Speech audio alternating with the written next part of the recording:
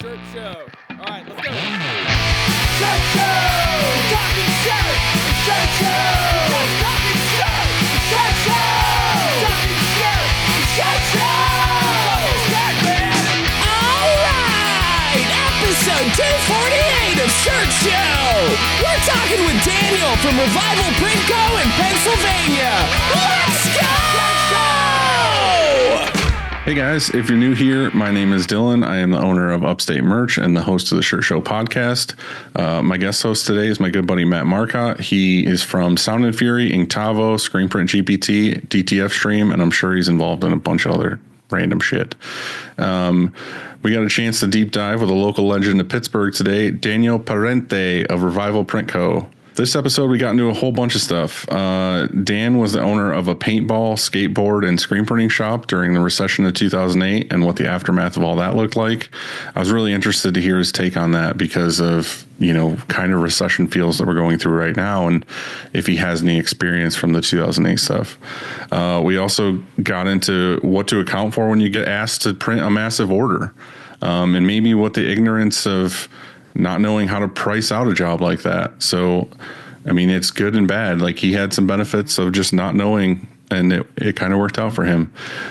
We talked about if you should buy a machine so you don't have to outsource things anymore. We talked about sewing on patches and a bunch of other stuff like that, and if it's worth it or not. We also found out that Matt Marcotte is really into milk for some reason, so you should check that out too. As always, thank you for tuning into the show. It means a lot to me when you guys chime in, comment on the YouTube channel, or better take a picture or a video of where you're at, what you're doing when you're watching the show, and post it to your socials. I check all those. I comment. If you want to DM me and talk about shop or, anything at all, I'm around. So I really appreciate you guys. Thank you for taking the time to do that.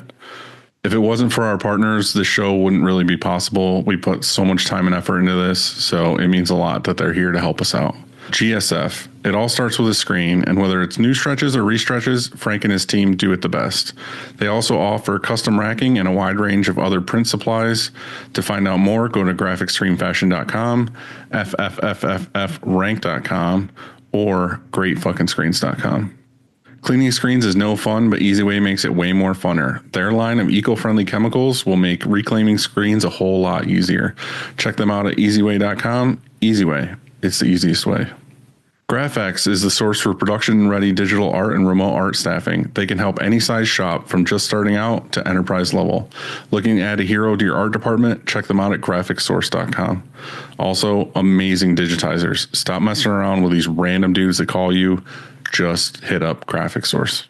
S&S has been our go-to apparel source since day one. Discover an extensive range of apparel that blends innovative design with unbeatable comfort. Their customer service and quality control are the best out there. Check them out at ssactivewear.com. If you haven't tried the American Apparel 1301 garment dyed shirt yet, you are missing out. This heavyweight cotton shirt has the rough and tumble vibe of your favorite concert tee with a wide rib collar and a vintage faded look. This shirt will definitely be one of your new favorite tees to print on. If you haven't yet, ask your rep, get some for your showroom today. It's a great shirt. For over 90 years, Stahls has been the leading choice among apparel decorators for their heat transfer materials, heat press equipment, and custom transfer services. Not only do they offer some of the best products, but they are always looking to innovate and educate our industry on all things heat press. And that's why we wanted to have them as a partner of the show, and they're amazing. Our next episode after this comes out with Stahls, and I recorded it already, and it's great and long, and we'll probably have to add more to it. Head over to stahls.com to order your transfers today. Thank you guys very much, and I hope you enjoy the episode. Well, hello. Your stance, your fucking lighting, you look like someone who's about to say for a couple dollars, I can get whatever I want. That's true. You know that. Truth is, I don't need any dollars. Yeah, I'll do it free. What do you got? What's up, buddy? How are you? I'm good, man. I'm good. How are you? I'm wonderful. It's a sunny day, and I'm doing a podcast with you. So, yeah. Does this sound okay? I'm not actually using this big fucking mic. I'm using the little clip on. I love the whole setup, and then there's this baby little clip on. It's just this little thing, because this thing never fucking really worked. So tell me what's going on with you. Every time I talk to you, you got 900 projects going on. So what's up? Man, lot going on. I mean, yeah, like you said, a million projects. Yeah, no, I'm working on everything. I got the promotion at Inc. Tavo, right? So full-time gig is the director of go-to-market education. What the hell does that mean? Good question. I'm still learning. No, so really what it means is that it's a big organization, right? There's like 140 employees, something like that now at the parent company. It's a whole new ball game. And so with that, there are new salespeople, so account executives, sales development reps, SDRs, AEs, all fun lingo at the upper echelon stuff, right? So they need to know what it is they're selling and they're putting out there and they're talking about. And a lot of them don't come from it. Like if you're hiring a salesperson to sell t-shirts, they got to know like, hey, you can't just sell the world. You can only sell like what we can do. Right? Right. So working with them to make sure they understand what it is that they're selling, what they can do, the platforms. So I've gone from almost 5 years customer facing to now just being internal facing and working with those teams to make sure they understand the value proposition, they understand the actual value itself, how to talk about it, how to sell it. That makes me happy that you're getting promotions and stuff. It makes me less happy that you're not as out facing as you once were. Yes, I don't necessarily disagree with you on that. To be completely honest with you, it's really good having an opportunity to grow with the company, and it's without sounding like a total like musclehead douchebag. Like it's a new muscle that I'm enjoying getting to work out. Right. It's a whole. Yeah, you're right. That did sound like a musclehead douchebag. I know. but like at the same time, like it's getting to see it's a big tech company. I get it. Right? You're a smart guy, you know? Yeah. Right? It's like, it just gives me new things to be like, you know what? I've never worked with Salesforce and HubSpot and worked with 13 plus salespeople and what they have to go through with massive outbound campaigns, inbound campaigns, how they're doing their touch points. Like, it's really interesting stuff that like is not my forte. My forte is more operations and more customer facing side. And so it's leaving my comfort zone a little bit, but challenging in a way that I'm enjoying. So it's different, but it's kind of fun doing something different. So, and then you got the website. Well, you got like 10 of them now. It's like DTF Stream. You've got Chat GPT. Screen print GPT. I mean, I wish I made ChatGPT. You made ChatGPT. You couldn't afford to have me on this call right now, Dylan. And then numerous other things. I think I've got ADHD. I think I'm not positive, self-diagnosed, like I think most of us. So honestly, like at this point, I'm just having fun building stuff. Like it's really fun building stuff, and like. I mean, no disrespect to anybody else that this might accidentally offend, right? But I literally, like over a decade ago, was playing Call of Duty, saw when I paused it in the bottom right side of my screen, it said how many days and hours, and it was like 20 days I had been playing Call of Duty. And like at the time, I was single, kind of depressed, and definitely broke. And it was like literally getting slapped in the face with why that is. Right. And so I immediately unplugged PlayStation and gave it to a buddy. Well, that's the problem. That's why you were depressed. You were depressed because it was on PlayStation. Had I just been on a PC. If you were on Xbox, you would have been fine. If anything, I was going to say those are rookie numbers. Like, let's. So, but for me, it just turned into like, okay, I need to be using that time to better myself or better somebody else, not just be working on my kill death ratio on which was pretty phenomenal at the time.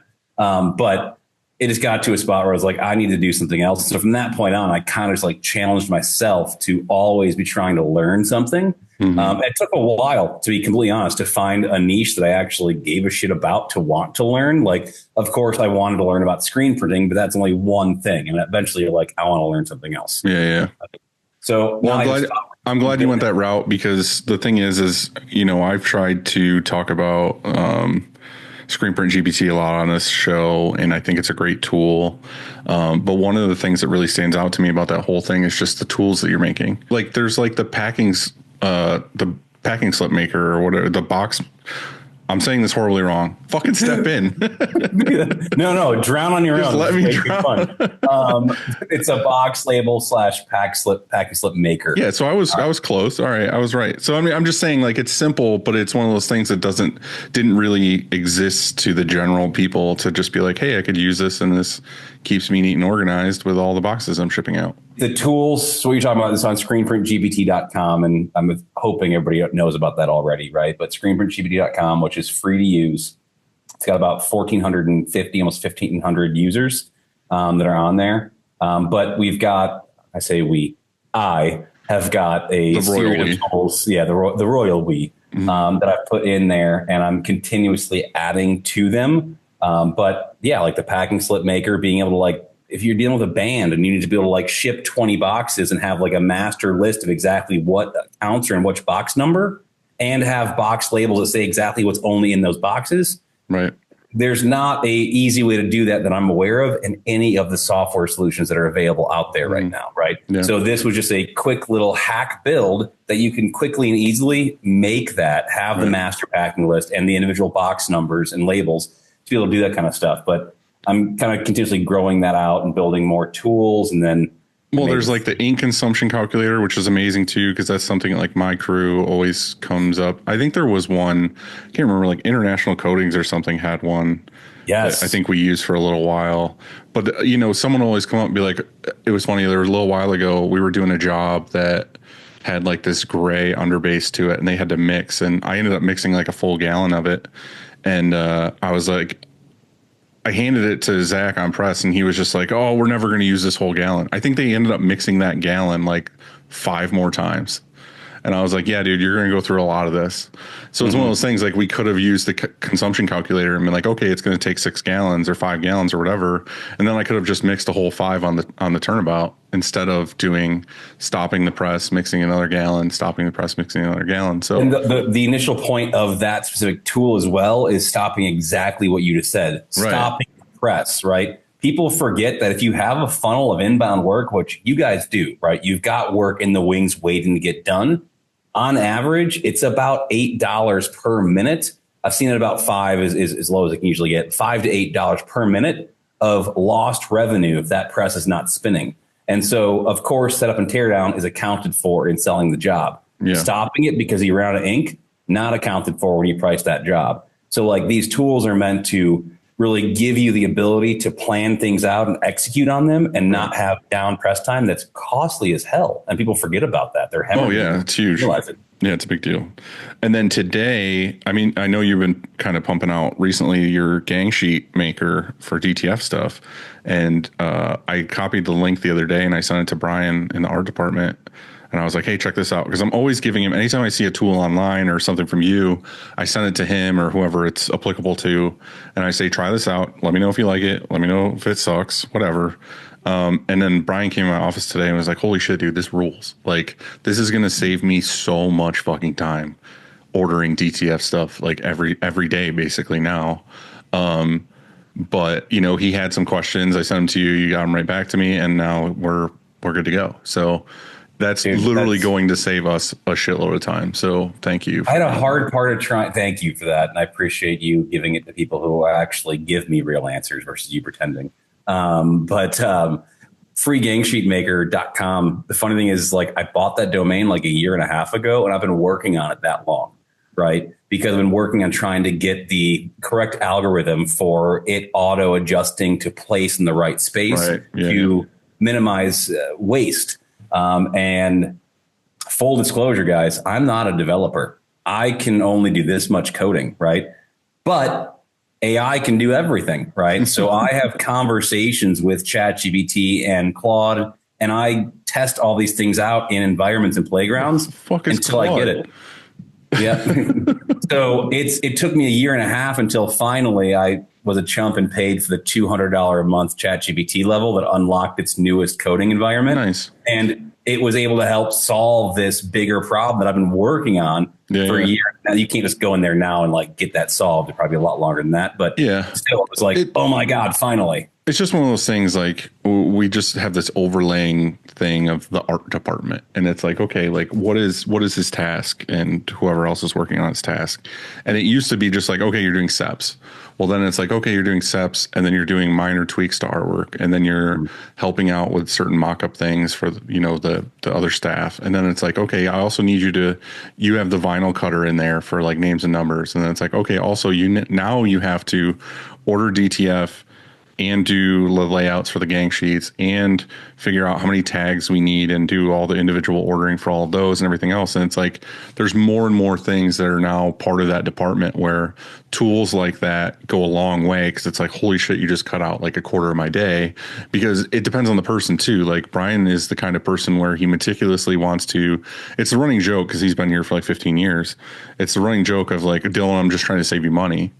And it's like, he will sit there and like try to figure out how to get as many things to fit on things as possible, because he's like, well, then it's cheaper for the amount of DTF we're using because I can fit things more.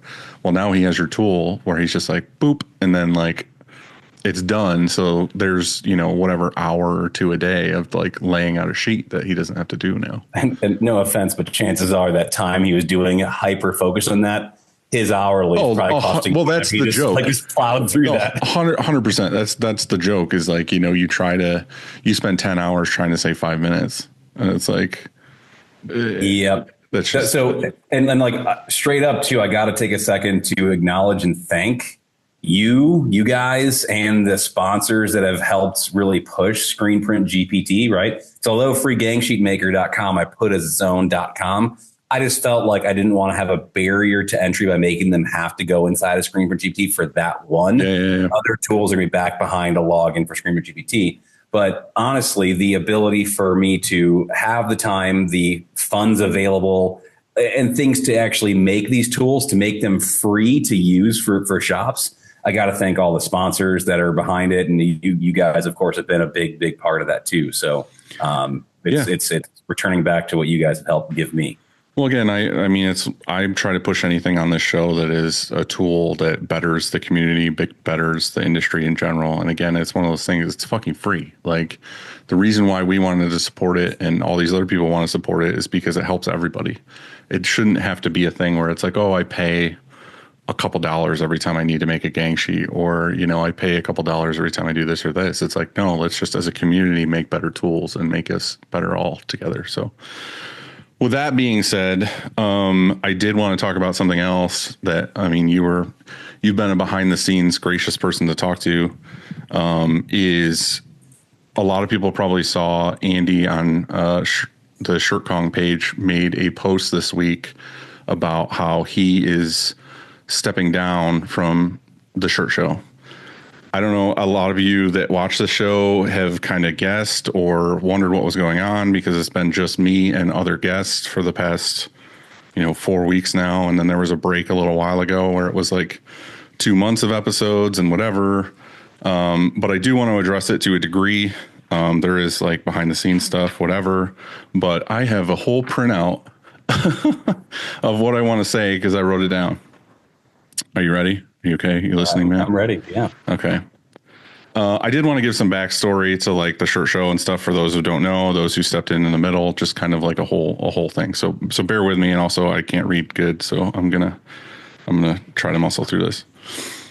Before the pandemic, I started a show called the Upstate Podcast. I recorded 20 episodes interviewing shops and creatives and instantly fell in love with just shooting the shit and recording it. After those 20 episodes, I planned to take a short break for about 2 weeks and call it season 1. I remember going on vacation with my family to Disney World. On the last day of our trip, the COVID shutdown happened. They were closing the park that very day. As we were packing up, I stepped outside to call my buddy Andy from Shirt Kong to catch up about life and the shop. I mentioned that I was taking a break from the Upstate Podcast, and Andy said, "Hey man, we should do a podcast together. We spend hours every week on the phone talking about ups and downs and running a print shop. Why not just record it?" And just like that, the shirt show was born. We brought on Chad to handle production, editing, and of course, the beautiful scream in the intro. Andy and I took on weekly interviews, and later Christina had joined in to do tech checks and keep us in line. Fast forward to today, we've done 248 episodes. That's 248 Mondays without missing a single week. That's roughly 650 hours of talking shop. And you were just talking about 20 hours of fucking Call of Duty. I hope you all realize how much of a commitment that has been, because it has meant the world to me. Consistency has always been crucial to me. And all this time, I've only missed one episode, and that's because I was in Mexico with no service, and it killed me to sit one out. When we started this thing, we had no idea what would happen. We didn't know if anyone would listen or care, but the goal was simple. Be Wayne and Garth in the basement. No corporate bullshit, no filters, just talking shop with our friends. Andy and I had a fantastic dynamic. We didn't always see eye to eye, and that's what made the show great. If we all agreed on everything, it would have been boring and biased. From Andy's soft hands to his cashmere sweaters, his years of wisdom, his mild boy's initiation desk pop, his foot fetish, and his let's talk about feelings moments, and the unmistakable look of disgust whenever I got creepy and weird. Andy will be missed. But sometimes life happens, and the best thing you can do is look forward and keep on keeping on. I love this show. I love this community we've built. I love the craft of screen printing. I love hearing the stories of shops and who built a life for themselves and their families with their punk rock DIY mindset. And this show is about us, and I want to keep it going, building the community with summer camps, Discord, and more. So let's talk shop. DM me, text me, whatever. Let's keep this thing alive. Thank you for that. I'm also impressed you were able to read. I didn't know anyone. A lot of that was from memory because words just jumbled together for me. Thought it was like Coco the gorilla and you learning at the same time sign language. So it's a little out of turn, not a little out of place. But obviously I did see the post. And I just want to say, like, what you guys have brought to this industry. I know I can't speak for the industry at large, but I'm here, so I'm going to. You created something bigger than both of you. And it's because of both of you that was created. It was made on the shoulders of both of you, the personalities of both of you. And I am so blessed to have been a guest. I'm so blessed to be here again right now with you. And I think that now this community is, again, bigger than either of you. And that just goes to show how you created something nurturing, something better for all of us all together. So although I'm sure there's some insights between decision making or anything that happened that none of us need to know about, it's not our place. That's for you guys only. At the end of the day, I just want to thank you both so fucking much for being the amazing people that you are and for making this beautiful community that I am proud to stand with and stand for. And I'm so excited for it to continue forward. And I'm excited for Andy and whatever he decides to do with his time next too. I just love both of you guys. I think we all love both of you guys. And I'm just so grateful for what you guys have built. So thank you very much. Well, thank you.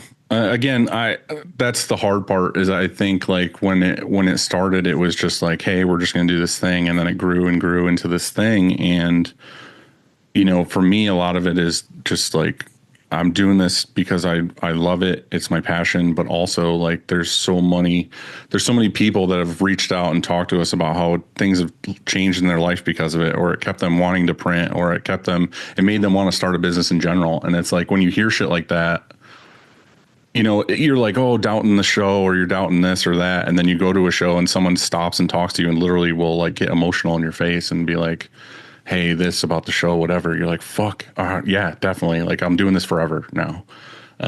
So again, like, I don't want to make this about me. The show is greater than that. Andy, love you. You know, I've looked up to you, and there's a lot of nights of us talking about things and, you know, mentoring things and whatever. And, you know, he's going to move on to other things. So I'm here. The goal is for this show moving forward is I'm going to be here every week. I'm going to probably grab guest hosts like beautiful Matt over here, or whoever else I feel is fitting to go with the guests that we have on. And then we're going to just talk for however long we're going to talk. We're going to do whatever it is we're going to do. And then the show is going to come out. And then, I want to do more things. I want to do spring breaks, summer camps. I want to do more education things, get everybody involved, and that's what the shirt show is going to be. It's going to be a resource for everybody to just hang out and talk. And it's like we're sitting in the basement shooting shit. So thank you, Matt, for the kind words. And we got to get our buddy in here because we're over time. So today we have, he's probably gone now. He's like, fuck this shit, I'm done. We have our buddy Daniel from Revival Print Co. I was going to try to say his last name, but that E at the end really screws me up. Parente. Yeah, I don't know. I'm assuming. What is it? What is it, Dan? Parente. Come on. Do you do this when you say your last name? That definitely helps. Yeah. It's said as an E, although most people do say Parente, but it is Parente. Parente. All right. Well, you're in the t-shirt world. You need to add these. So the E's are a confusing one to know to say or not. So it's a Matthew Marcotte. And then you do this. What's up, dude? How are you? Oh, yeah. Good. It's we've got a 60-degree day here in Pittsburgh, so it's that's nuts. It's been fun. You know what pisses me off, and I'm going to say, you know what pisses me off to you right off the bat, is you're not that far from me, and you have a 60-degree day, and I'm looking outside at the sun, but it's like 20 here. Like, oh wow! Why can't I get that? Like you're just far enough north that it makes all the difference. It's just my cold heart. Yeah, he keeps the warmth with him. You keep the cool with you. That's why. Mm-hmm. I like your background. Where are you? Are you in the showroom? Yeah, I mean, it's all like one room, everything, production, everything for the most part. But this is kind of like our little mini showroom here. Yeah. I like it. It's like there's plants and brick and it looks fake. It looks like a, as I say, is it actually real or is it is all fake? Yeah. He pushes it and it's a curtain. It's like printed. So tell us about your story, man. Like, how did you get involved in this? I got some notes from Christina, but I want to hear it from you. Yeah. So it started back in, it was about 2006 was when I got into screen printing. My buddy and I had owned a skateboarding and paintball shop. Which I saw that note and I was like, how do you put those two things together? Amazingly, it is skate and shoot. It started out as just paintball. And then we realized, like, not that you do them together, but like half the kids who were playing paintball were also skating. And so it just kind of, we were like, hey, we can sell. The first thing that came to mind was like kids running around, skating around the city, around Pittsburgh and paintballing shit. And I was like, if that happens, they obviously know where they got it from. Like the one place in the world where you can buy paintball and skateboards together. Yep. Yeah. So it felt like just kind of a good, companion to paintball, selling the skate stuff as well. Quick question before we go deeper in this. As one of those kids that would have been to your shop because also a skateboarder and a paintballer, what was, and I don't want to hear Tipman 98 custom. I was just going to say, I knew what your question was going to be. I was like, Tipman 98. 100%. Yeah, I don't want to hear the bullshit answer with Tipman 98. What was your favorite paintball gun? So we all shot Angels, which were like a higher end like competition gun, which I really like those. We're also right in Pittsburgh, which Smart Parts was out of, and they had a lot of really nice like competition paintball guns as well. But I mean, the Tipman 98, that's a classic. Like you can't do anything to hurt it. True, like, yeah. I'm coming from the like poor as fuck kid who bought the Eagle. Like the single shot, the Eagle. Walmart, yeah, and then upgraded. Like it was like that mantle glowing piece of the Tipman 98 to get. So Matt, you can shit on it all you want, but to me that was the holy grail of like I made it. I had the Autococker Black Magic. I played a lot of hyperball. Oh, yep. You still have that? I don't, so I wish I still had it. But then I also built a couple facilities with paintball, and I was a ref, and so we had like dozens of Tipmans that I had to fix all damn day from the 8-year-olds like clogging them up. And of course, being a ref when you're dealing with kids playing paintball, it's like you're getting shot in the dick by 9-year-olds all day long. It's what they're trying to do. We had a course at my mom's house. Like we had in the trees, we had like car doors we got from the junkyard where we could get behind and roll the window up and down. And then we had like tree stands and all this other stuff. And we would get like me and my brother and all the neighbor kids out to play. And I remember the last time we played paintball was I had a walkie-talkie and my brother had a walkie-talkie, but we were on opposite teams. And I had called my brother on the walkie-talkie. I was like, hey man, like this is taking forever. Let's just get down and let's just team up, me and you, against like everybody else. Like even though we're on opposite teams, whatever. He's like, okay. So we met like on this trail and we like walked up to each other, and he was like looking off in the distance or whatever and talking about where everybody else was. And I was like, hey, what's this over here? And he turned around and I shot him point blank in the face. Hell like, yeah. Like I tricked you. I got you down. Like, fuck you. I win. And I never ran so fast in my entire life because he's my older brother. And I was like, I fucking booked it to my parents' house. I was like, I am in so much trouble. He is going to kill me. And yeah, he chased me hard the whole way home. And that was, I think, the last day we played paintball because he never trusted me to ever play with him ever again. So, all right. Well, I think the next time we do a spring break or something, I feel like there has to be an outing of a paintball tournament, because I think there's a bunch of us that'll be like, I'll take the bruises. Let's do this shit. Let's go. Do it. No mask, no guards. It's been about 20 years since the last time I did, but I could go for it. It'd be fun. Okay. All right. So anyway, we went off the rails. Sorry. Yeah, paintball and skateboarding. How does that turn into screen printing? So we were getting just like shop shirts done at like a local screen printer. And we were those customers who like you get 1 out of 24 pieces in and it's like a little bit crooked and you go back and like complain and ask for a refund or something like that. So we were maybe like 3 or 4 orders in and we were like, we could probably do this better. I think we were actually confident we could do it better.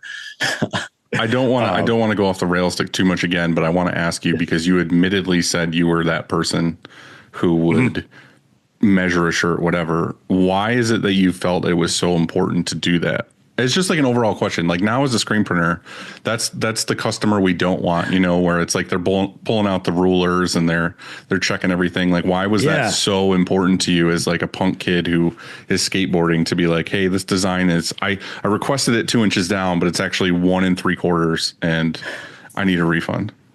I think it always just felt like a lot of money. Like even at 25 shirts, like it just felt like a big investment at that point. I mean, I get that. Yeah. And so you kind of wanted like everything to be perfect. And of course, for like a big shop, like one shirt not being perfect is like nothing, So do you feel the pain of that now as a print shop owner with that type of customer, you as a customer? I guess I feel maybe sympathetic is maybe more, unless it's a customer who just every job they come back and like have something to complain about. But I definitely feel like I can sympathize with that customer that comes in and, is looking for that small order and it's like everything to them. And I think that's something too, like Matt has a shop too. So he knows this is like, sometimes you get in a state of, like even now there's a lot of like customer service people and the shop in general where sometimes they get jaded and see, okay, we're used to doing nothing but like 100, 500, 1,000 piece orders, whatever.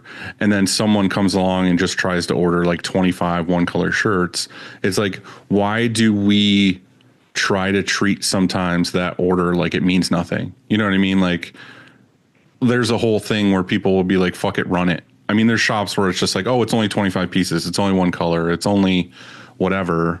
Like, why does that 25 piece order not matter as much as a 1,000 piece order? You know what I mean? Like, I know that's like, nobody wants to say that out loud, but that's the truth a lot of times when you're like turning and burning, you're trying to get stuff out. It's like, oh, well, let's just double that or let's do this or do something to just get that quick order out the door. But like you said, it 22. matters a lot to that person because they might have not had the money. Like they just had enough money to get those 25 shirts. Like, Exactly. That's their investment for their marketing, right? If we're dealing with a big customer who's got a marketing budget and they can afford to get 1,000 shirts, they're not going to be as penny pinching or as strict with 1,000, right? They get a dozen, they're like, whatever, they'll look and move on, right?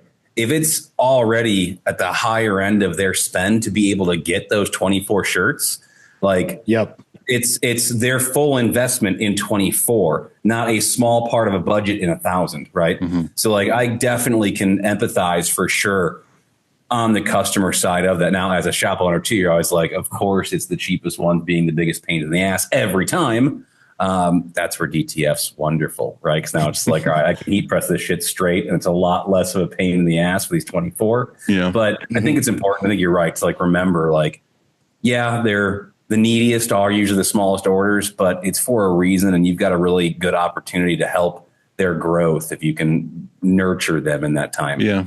Yeah, I mean, I love that. I honestly enjoy like those people coming in who are like excited about it and they want to like check out the different blanks and like are really like interested and invested in that small order. Yeah. They're like fresh eyes and, yeah. you know, they're excited about the venture. They're not just like a capitalist like thing of, you know, hey, I need 1,000 shirts at this price, print it, invoice paid. You never talk to that person. You never get to engage.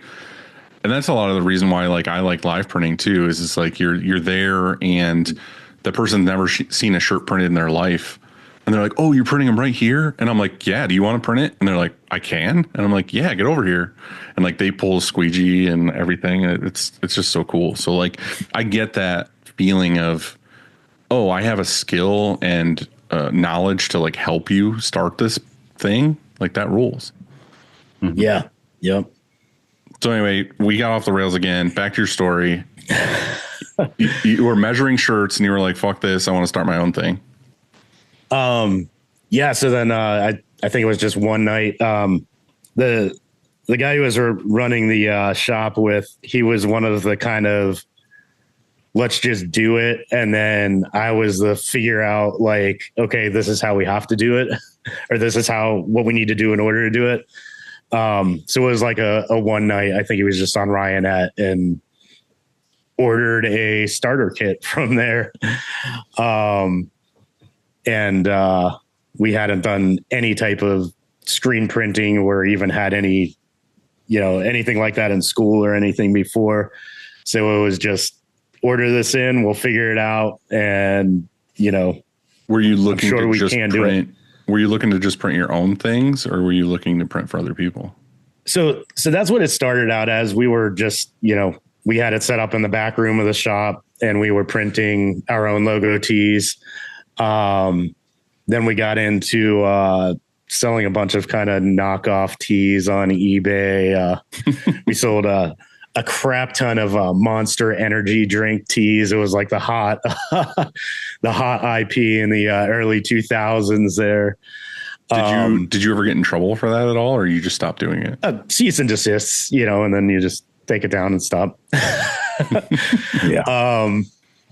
But yeah, in that time we did once again with like the same clientele we had coming in, like they were in bands too, or their dad owned a construction company. Yeah. And so we just started taking on some of those like just odds and ends jobs, not intentionally, but just because people knew we did it and you know, we could make it happen for them. What kind of starter press did you have for this? So it was a 4-color one station with a flash.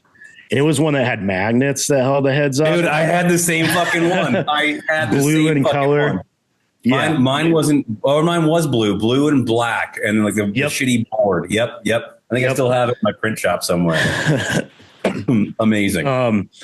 But yeah, that was a press where like you would get it all registered and then you'd accidentally bump something and all the heads would fall down. Squeegees go flying off, and then you're going back to registering again for like another 45 minutes. All because you're relying on the magnets.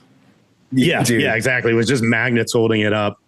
And little hand cranks to like get the screen, like a wood screen, so it would slide out of its pivots so fucking easily. Yep. Yeah, it was probably the worst of starter presses. But I don't think Ryanette had the silver press out yet. I think remember the DVD that came with it? A DVD came with that. I feel like I had that somewhere too. And it's like Ryan Moore, and he like talks about it, and he's it's like a white dressed up. Actually, see a real printer. Here's somebody else, and he has some other guy actually printing. Hilarious. Yeah. I mean, it was definitely before you could find all that stuff out on YouTube and stuff really easily. So that was kind of what we had to work with, along with we had a couple friends who had done like, they had taken screen printing in high school or something. They came in and helped us just kind of get it started and figure out what we were doing. But then it was just also just a lot of trial and error and learning. Yeah, so much of that. Yeah. So what did you do after that? You guys printed for a little while, got your feet wet, started doing it for other people, and then what happened? You kind of had you fell into another recession, basically. Yeah. So 2008, there was like the whole recession. And so we ended up having to close the shop down. I mean, kids' parents weren't paying that kind of money for like skateboards and paintball guns at that point. But good for me. I was able to find a little location and still do screen printing out of it. I went from like 3 jobs a week to like 5 jobs a week. And I was busting and growing. So did you find that the retail stuff kind of died out with the recession, but the screen printing stayed consistent or grew? Because that's what you're saying. You went from 3 to 5. I mean, right? it went from like, this is just something we're doing in the back of the shop to like, this is actually something where people were still requesting it. Let me turn it into a business. Mm-hmm. So I was working like nights at Walmart stocking shelves, and then I'd like drive over to the shop at like 6 a.m. after that and start printing for a bit during the day. I did that for maybe almost a year, probably not quite a year, kind of pulling the 2 shifts until I got to a point where I had to decide if I wanted to be like a manager at Walmart or a screen printer. Yeah. One pays a lot better. The manager at Walmart. Yeah, but one sucks. One had job security for sure. But screen printing was a little more interesting. My question for you is that like right now, and again, like I don't watch the news. I don't keep up on everything. So again, Matt, you probably do. You can correct me if I'm ignorant and wrong, but happily. I started Upstate in 2009. So it was like kind of the end of the recession kind of thing. And I was like a lot of printers I know were all like, oh, we started around 2009. So I kind of got in when, I was still small. So I never felt like an issue. You know what I mean? Like any job I got in was like, oh, we're growing. But then again, like I've lived basically through 2009 till now where it's felt like a pretty good up, the whole time. And then obviously like COVID hit and whatever. And then it was this whole like weird, nothing is a season anymore. It's all over the place, whatever. As a business owner, what was it like for you to live through like the beginning of the recession and middle of the recession to closing to starting something new? Do you feel like you know what's going on now? Like you can weather the storm and you kind of know it could come back, or are you just like, this is a whole different ball game? And I mean, just like you, I was, as far as screen printing went, it was evident the shop wasn't working, selling this skateboard and stuff. But with the screen printing at that point in time, it was growing. I guess I look at what work we have, and that's about it. Like I feel like, especially since COVID, trying to like project and figure out what's going to happen is nearly impossible. Yeah, it's not a real thing. My question is like with the skateboarding and paintball thing, like that was a business you were doing, like the screen printing aside, Like, at what point do you just say we have to close? Like, I don't have a choice. Like, I can't just. Well, I wonder if there's a couple more variables at play. If we go back to like 2007, 2008, 2009, like you're starting to really get a different e-commerce bubble starting to grow. And so you've already had like CCS, California Cheapskates, like really hitting a lot of the online. Oh yeah, I was a skater too. I broke so many bones trying to be good at it. But me, it was dance comp. Like it was BMX, not skateboards. So Okay. That's fair. You weren't as cool as we were, but That's true, yeah. You had a lot of online competition to now be buying direct and cutting out a middleman like yourself. So like Bad Boys Toys was out here in the burbs of Chicago. That's where I went to get my skateboards and my guns and balls for balling. Right. So like, all those things went away with Amazon and with a lot of those e-commerce brands coming out. So like, I feel like you had like multiple things impacting you. Of course, we had the Great Recession, right, of 2008. Plus you had this new boom of e-commerce kind of like scooping up that business. So it kind of seems like you were really squeezed out of the marketplace in a perfect storm, which unfortunately we saw a lot of other paintball shops and a lot of other skate shops deal with the same thing in that same time frame, I think, right? Yeah, I mean, certainly competing with online is always really tough to do or nearly impossible as far as price goes. There was a local paintball field that was kind of on its way out at the same time. And I think that really that kind of like put a fork in it, if you will, as far as just like a lot of the like, where are they going to go if they buy anything? Yeah. Yeah, it just, there wasn't that avenue of actually being able to play it then. And so it was a storm of all of that, I think, that just kind of, yeah, it makes sense. Yeah, we got to a point where it just wouldn't work anymore. Yeah, we weren't making money.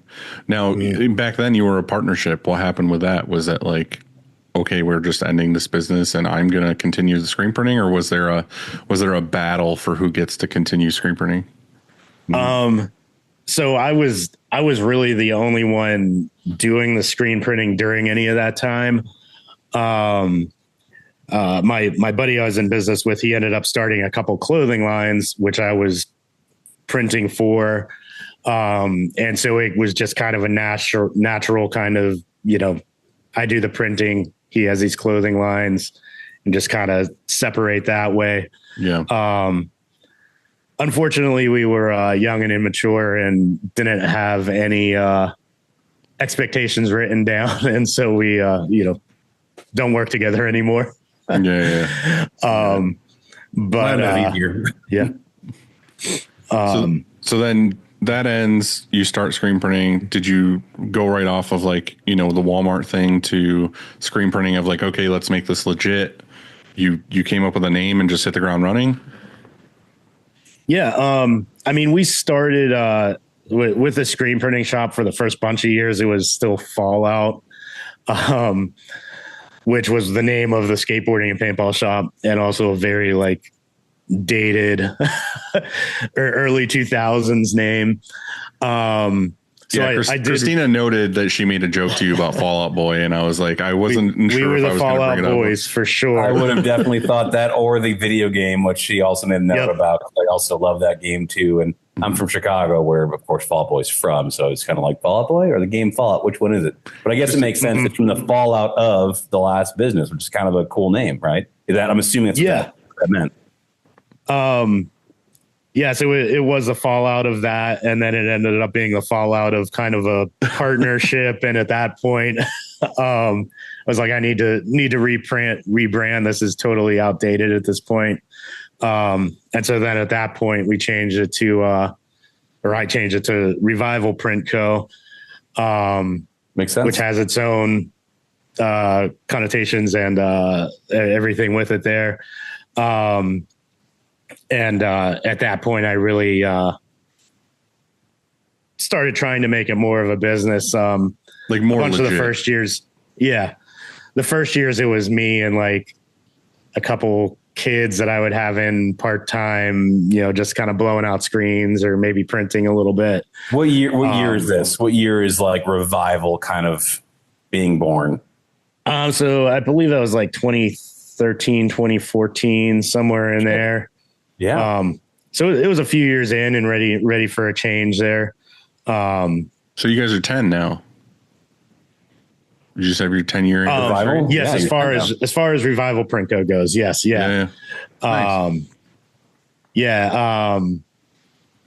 And so at that point, with that change and everything, bringing on actual employees, it definitely became more of a legitimate business. And now I'm, having to take care of these employees and their families or what have you.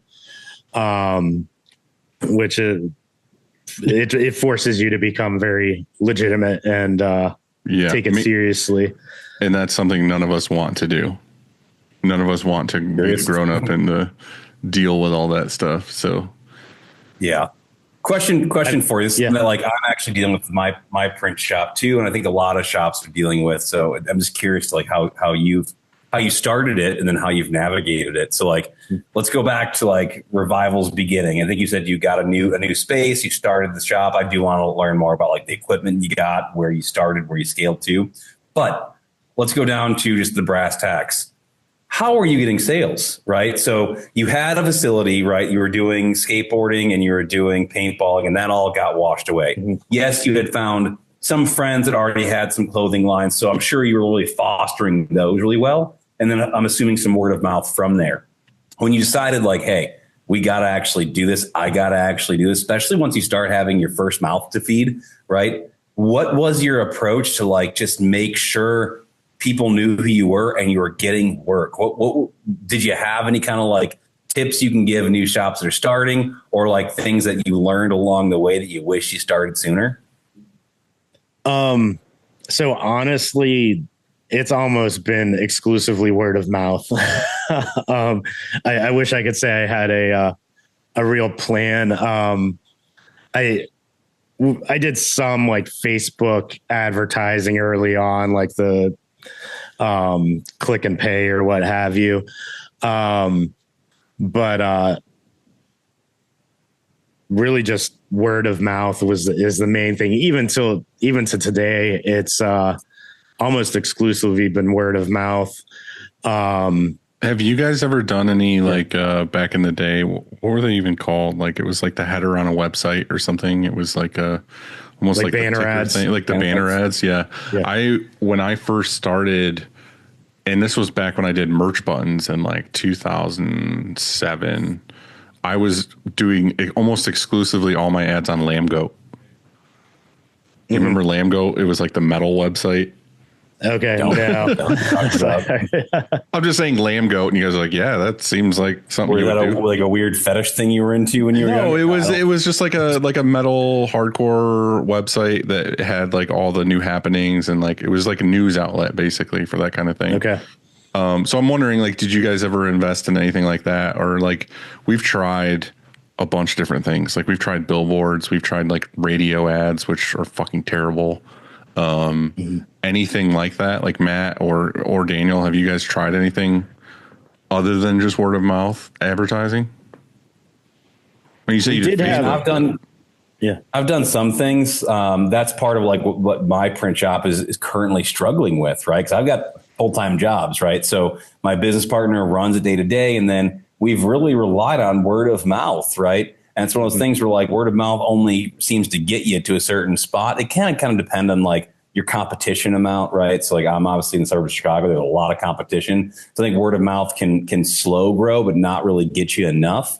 So that's kind of why I'm curious too, is like someone who could do better, needs to do better. And I just don't do Facebook. I personally hate Facebook, right? So I'm not good enough about it. I need to get on there and do some more advertising. I look at Facebook like a toilet. It's just shit swirling, so I don't want to be there to watch it. So I kind of avoid it like the plague, but it's probably doing my business harm by not engaging with the community. So like with you being word of mouth and being able to keep growing Revival, are you really ingrained in your local community businesses? Are you working with like your chamber of commerce? Do you have anything, that kind of stuff that like you're really levitating toward to like make sure that word of mouth kind of grows more grassroots, or is it just kind of like happenstance and luck word of mouth? Yeah, I mean, the area of Pittsburgh we're in is a very small business oriented area. Lots of restaurants, breweries, even just a lot of small businesses, retail shops and whatnot. So we are involved with our local neighborhood advocacy group, as well as, I'm out in the neighborhood all the time. I live down the street. My shop's here. I walk up and down the block. You're that guy everyone points to out the window and they're like, "Hey, Daniel, hey," and they do this. Parente. But I mein, there's rarely a time where I stop into a coffee shop or something and don't see, somebody that I know or, so that I guess it's very like grassroots, just being out there and just knowing people. See, I think that it's always been weird for me because I've had both. So like when I live in the middle of nowhere, like I live in a village, it's like 900 people. Like I don't have that local thing where I can just walk around and like get business. Well, anyway, when I left here and went to Atlanta and worked for the shop there, it changed my perception and kind of like spoiled me to a degree of like, I could almost just sit at my desk and there would be like, 5-10 walk-ins a day, or there'd be like the phone ringing just because we were in a Google or a Yellow Pages thing of like, you're within the vicinity of where they need shirts. You know what I mean? Like you guys both kind of have that, like Matt in Chicago and like Dan in Pittsburgh, of you can kind of just live off the word of mouth because you're there. You could, it's like when people look for a plumber or something, they're like, "Oh, plumber in Pittsburgh." And it's like, okay, this guy's like 3 miles from my house. I'll give him a shot. Like I will don't have that. That was something that made a huge difference for us. We had originally been about 20-25 minutes outside of like Pittsburgh proper. And then moving into Pittsburgh proper where we are now, like, yeah, the search engines are in your favor there. Right. Like you can live on that kind of, you can autopilot almost. Yeah, we definitely gained a decent amount of business just from being in a certain zip code that's like close to downtown Pittsburgh. Right. I wonder in Pittsburgh proper, like how saturated the market is. Because I know here in Chicagoland, there's over 300 actual print shops, screen printing shops in Chicagoland.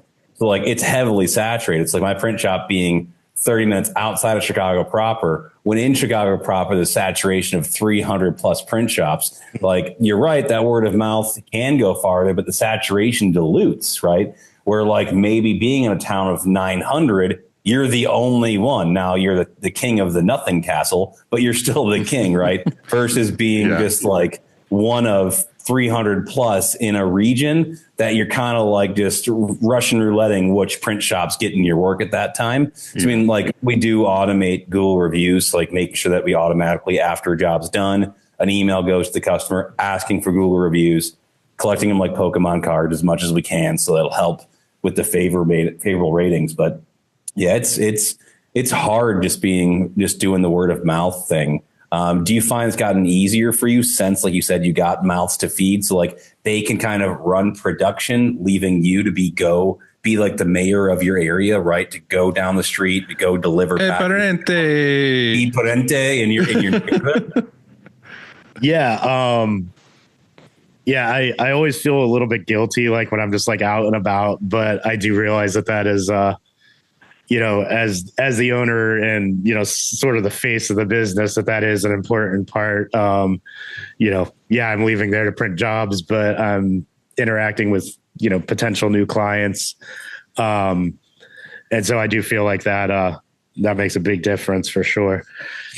I think that's part of what my shop is struggling with. And I think a lot of shops are struggling with, right? So my business partner, Mike, awesome human. Dylan's met him. Yeah. And he doesn't think he's good with people and customers, but he is. He just like, I'm awkward. I'm like, no, you're handsome and actually charismatic. And I hate you for it. Just you're better. Just go out there and do these things. But the problem is like, he'll go get the work, but he's got to go do the work. Right. So this constant like sink or swim where it's like, yeah, we got a bunch of jobs. And like for the next 3 weeks, he's like working his balls off to get them done. Yeah. And then all of a sudden it's back to cricket. No work again. Yeah. And it's back to like, okay, feast, famine, feast, famine. It's like one of those hard spots where it's like, without getting somebody else to do the work, what do we do there? That's kind of what I was talking about being me in this area is kind of, we've always had this mentality of like, okay, in the summer when we're all busy, we're all word of mouth, everyone's looking for shirts, whatever. We're busy. We're busy being busy. We're not doing anything other than just producing the jobs that we have to do. But then when, December, January, February rolls around, it's like, oh, let's just contact everybody. Let's do this thing. And it's like, well, now's the time when nobody wants to buy. You know what I mean? It's like, okay, let's head everybody up because we got nothing to do. But what the truth of it is we should have been hitting people up all summer long to where we're getting the next step of like, oh, okay, they do want to order in December. They do want to order in January, whatever. And I feel like that's the problem is it's just always that up and down battle because when you're busy, you can't reach out. And then when you're slow, you want to reach out, but nobody's ordering. So, yeah. And ironically, usually when I reach out, I can get work, but it's just, it's getting out of the day to day and actually doing that. That's really, yeah, it's a skill set. I've talked about on the show before, but it's kind of been 15 years of doing what we're doing. Like basically you just living off word of mouth because the first 5-6 years it was me and Chris constantly doing outreach on MySpace, Facebook, whatever. And then, we got to the point where we walked in every morning at 9 a.m. or whatever, and our inboxes were full. And it was like, okay, cool. We got 100 emails to get through today. And then we just slowly lived on that. And then we got more word of mouth. Like one customer turns into 4 customers and so on. And you just keep going. Well, you get to a point where 10, 15 years in where you're like, okay, cool. All these big clients that we had are, it's 10 years. Like they're either out of business or they're grown or they don't exist, whatever, where now you're looking at things and you're like, fuck, like we got to start doing outreach again, especially like post COVID. It was like, hey, like a lot of people went under. So like, okay, our client list of this turned into this. And then I ran a report of, let's find out what our 80/20 is currently. And then I looked at that list and I was actually really disappointed. I was like, man, like we're getting so much work just from these, like, 10, 15 clients. So it's like, that's it. Like, that's all I have. Like, I need to start looking for more because I feel like 3 years ago, it was 40 people that were giving us a shitload of work. Now it's like 15, 20. I was like, this sucks. Like, I need to do something. And then it was the whole, let's look at what we can do. And then again, I didn't believe certain people and Kevin Baumgart or whatever, when he said that, that your customer service and your intake people aren't salespeople. They're intake and customer service people. And I was like, no, we'll train them to do outbound, whatever. And then I'm finding now that, yeah, I need separate people to do outbound. So Matt, I know you kind of made a video and you are trying to get work for your guys' shop. Are you finding that that's the case? Like you might need to hire somebody or figure out a way, like a VA maybe, to just do outbound for you guys? Or yeah, that's actually where we landed. It's like, and it's easy for me to make excuses of being like, I'm doing other things, I'm too busy. But at the end of the day, like the shop's failures and successes is 50-50 because we're 50-50 partners. And Mike is there day in, day out, putting in the effort. And yes, I orchestrate the tech stacks and I automate as much as possible. And I've got more automated at a small shop level than most shops have. But at the end of the day, it's not going to be enough. Like if there's not a funnel, then how good the funnel is after the inbound doesn't matter, right? And so I've got this really nice orchestrated like process once they enter, but until they're there, there's nothing, right? So what I'm looking at now is I've been putting together some outbound scripts. It's actually been kind of cool. Like I said before, we brought Parente into the conversation here. That's your name now, just so you know. But it's for forever. For forever. You're not Dan. You're not Daniel. You're Parente Prince. But learning from my day job at Inktobo and like watching like sales machines, right? I mean, I don't necessarily want to do exactly how they're doing it, but like watching a multi tens of millions of dollar company at high level, how they actually approach sales and it's really fun learning. And so now what we're going to be doing is Mike and I are doing this thing. 'Cause like I would take like a half day on a Friday and like him and I'd get in the car and like go to like 30 places and like guaranteed get a couple jobs. Right. So it's like showing up is more than half the battle most of the time, but I can't go do that all day long. He can't either. So until we have the ability to hire somebody that we can pay to do that, we're just going to start doing it where like daily, I'm going to be hitting up like 2 to 3 places on my lunch break and just cold calling them. Right. And just doing the standard cold call. I've got some other things I'm putting together like MailChimps, and I'm using AI to like scrape websites, be like, hey, every gym in a 30-mile radius of my print shop, I want their email address, their phone number, and their website. So I can kind of like go look at their website and start to put a little pitch decks and like try to do more outbound for them. Just so we can kind of get, because you said one good one turns into 4 other ones. So it's just a matter of casting a wider net. And so we can start catching some fish that start to turn into more. No, I know, Dan, you said that you walk around town and everyone worships the ground that you walk on, but like, right. Yes. Yeah, correct. But I love how casually you answered that. Are you looking now just because of the way the world is? Are you, and I'm not doing this on purpose, I swear. Yes, you are. Are you finding that you are pressuring yourself into maybe looking into doing more outbound, or are you just cool riding out word of mouth? I do want to grow the client base for sure.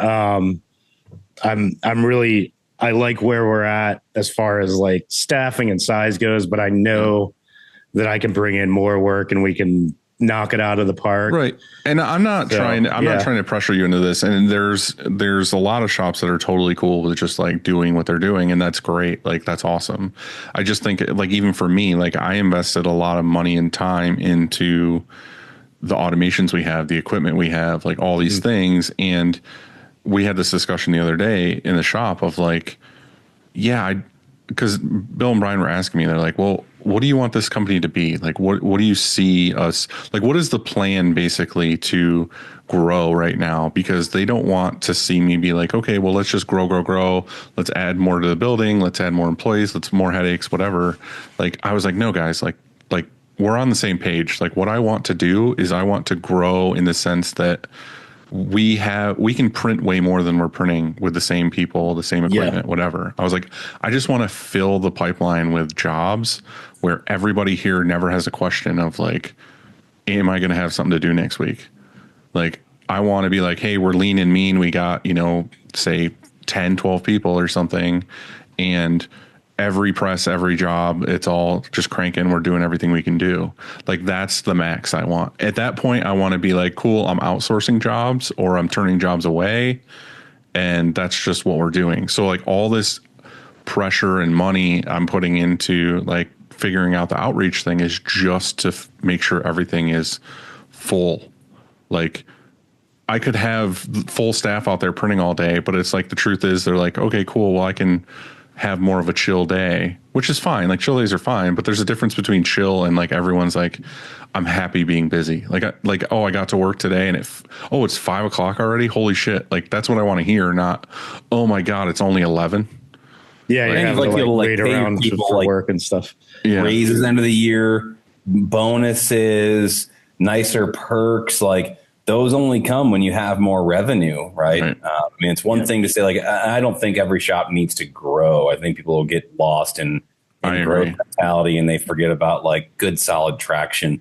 But like having traction with steady revenue that's increasing to help fill those gaps and pay your people better. I mean, that's where we're at a shop too. It's like Mike needs to get paid better. I need to get paid at all. Right. We gotta be able to do some more things with the company, and it's on us to do it. So it's the hard part of how do you kind of split your time and get those things. I think you're right, man. You got to be out there. You got to be the mayor. You got to be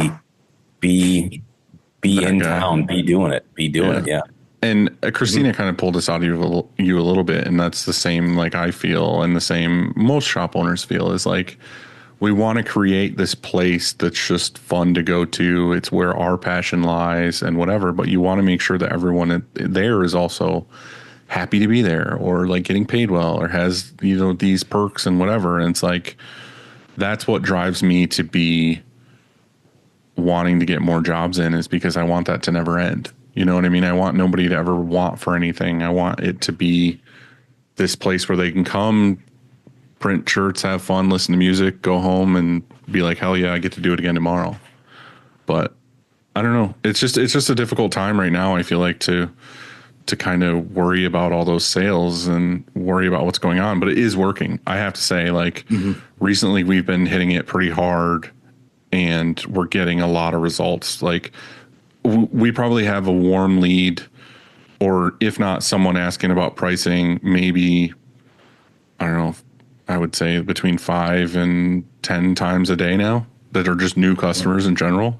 And it's like, might not sound like a lot to some people, but right now, if you weren't doing that and it would be crickets, it's a big difference. I'll take them. Yeah. So my way. all day long. Exactly. You kind of have like an interesting story that not a lot of people have. And again, I'm putting words in your mouth, but like, what client came to you and said, hey, I want to order 70,000 tote bags? So that was a customer that we had done a couple small like rec softball jersey orders for.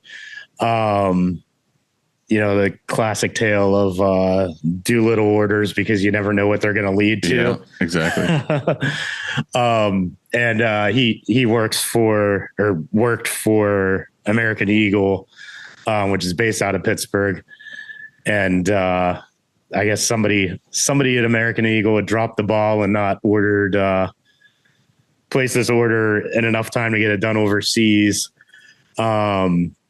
And so I get a call one day from him. He's like, hey, we need 70,000 tote bags.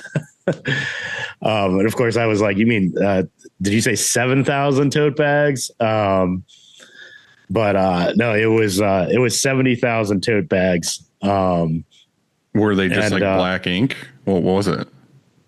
It was the natural totes with like a dark green print. So it was, on a as ideal press, as you can get. Manual. So this was on an auto. Okay, thank God. I was like, dude, he's like hiding like giant muscles off the camera. You can't pick them up because they weigh too much. They're just too heavy. Yeah. So in 2017, like the summer of 2017, we purchased an auto. It was like the entry level workhorse auto. And so we had it we were coming up like right on 6 months when I get this call. They called in February, which was like the best timing you could get an order like that. Yeah.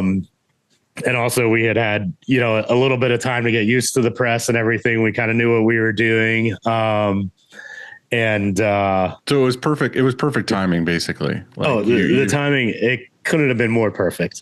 Yeah. And you had leased that piece of equipment then, so you still had you still had a big chunk of bill to pay. Yeah. Yeah. So we had payments on it and everything. But he called and, like any business owner would do, I was like, yeah, sure, I can print those for you. How long did it take? We did I think it was close to 3 weeks, like all day, every day. Like, it's not bad. Yeah. The press we had was all pneumatic. And so like certainly not the fastest press of all time. But it did the trick for that for sure. Were they happy with everything? Like they were stoked on that timeline and they got them or? Yeah. I mean, I think when you deal with corporate, like nobody's ever like stoked about anything. Right. Yeah. Right, but I mean, you were doing them a solid, like they were screwed and in a pinch. You know what I mean? Like, are they appreciative of that? Did you get any more work from that or that was a one and done? That was a one and done. But did they source the 70K totes, or did you call SNS and like, yo, let me get a net 30 on this, or how did you squeeze that? So I did. I called SNS and Alpha Broder and got bids from both of them. Alpha Broder accidentally bid without factoring in shipping, so I ended up going with them.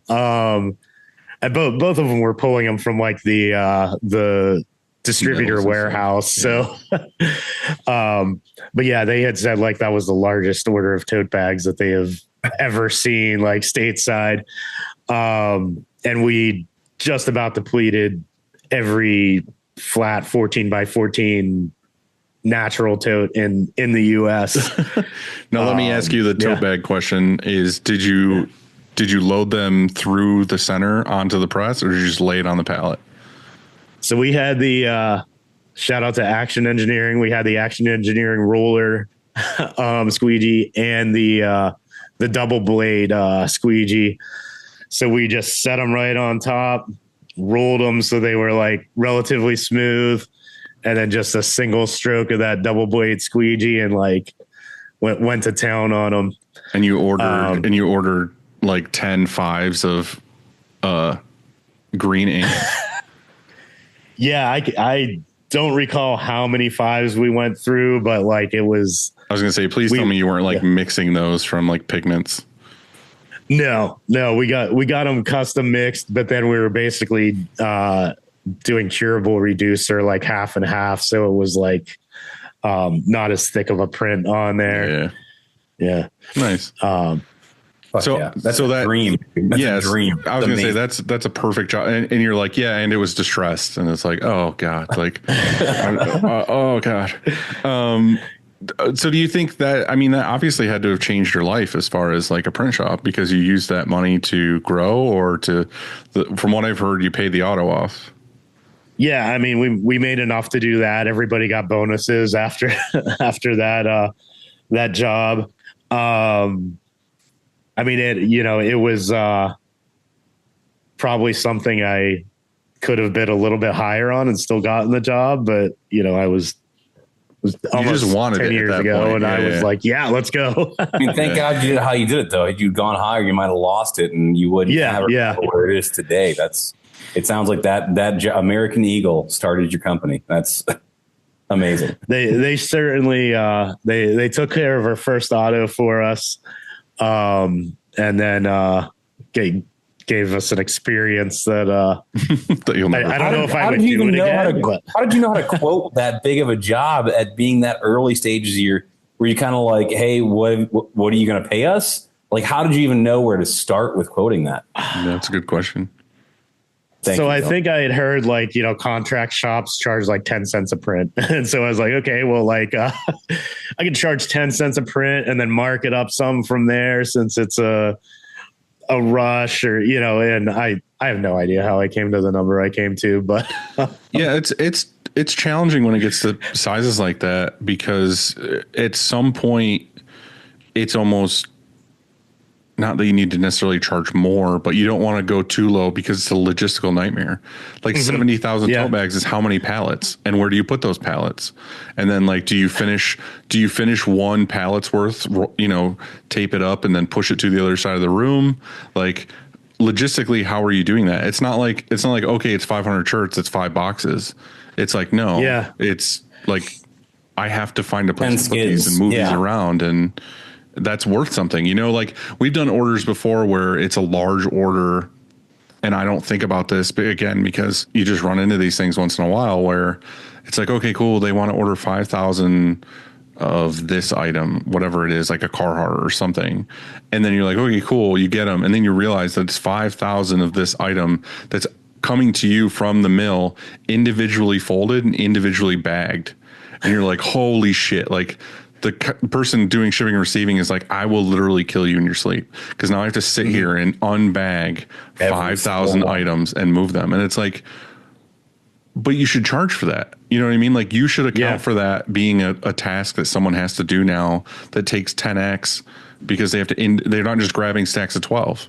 They're pulling apart every single bag. So that's where it's hard when you think about those things. It's like, what all is entailed, like the print cost, it might be 10 cents, but realistically you should have added another 5 cents for moving around all these pallets, or I had to rent a forklift to like move all these pallets around, or I had to rent a storage shed to put all these pallets in, and whatever, like figure those costs in. Like, what did you do? Like, cause if you get 70,000 tote bags, did you have a place to put them?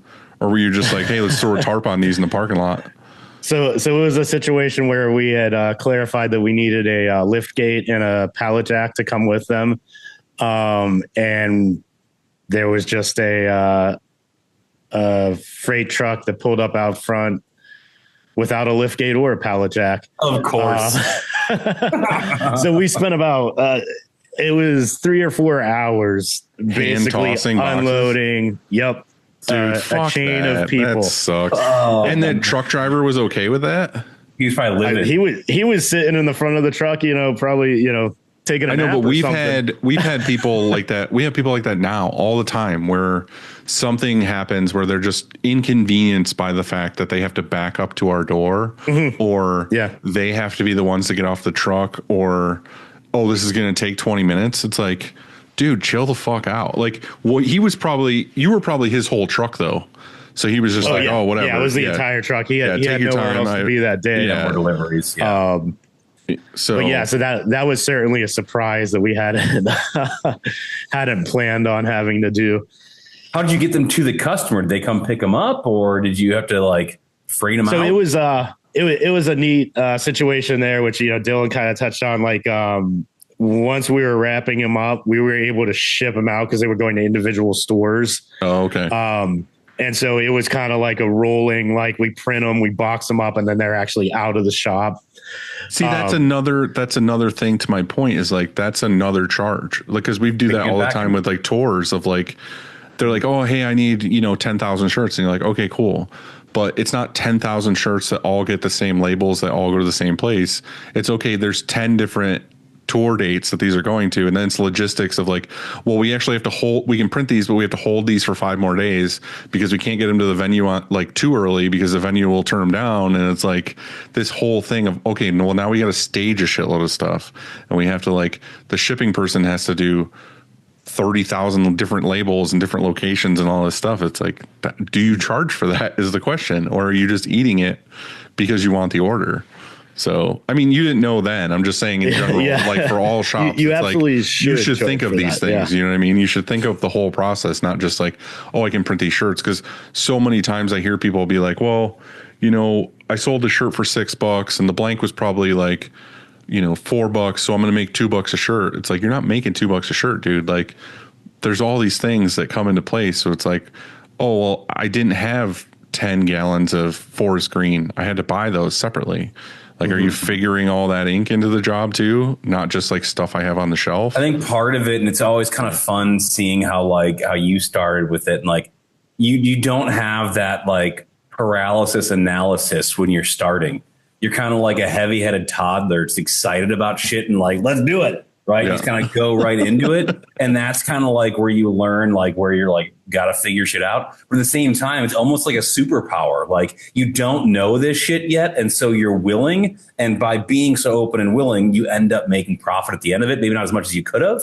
But I almost wonder, like we're talking about right now, Dylan, like we're almost talking ourselves out of this 70,000 piece. Oh, for sure. Because we're like, oh, this and this and this and this. Meanwhile, someone else is like, fuck it, sure, bring it in, 10 cents, I don't know. And you're like, I paid off my auto, right? So it's like this weird sweet spot of like, you absolutely need to account for those things. But like, it's hard, right? It's hard knowing how to like properly quantify those figures without like scaring yourself away from being like, fuck it, somebody else will deal with it, right? And losing the opportunity.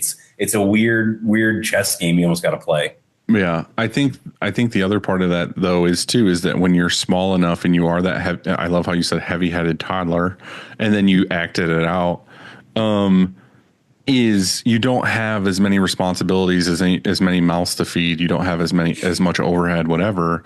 But the problem is now we look at those things and we're like, okay, this is a reality. It's going to whatever, because so much of the time you're like, okay, well, I can print this shirt for.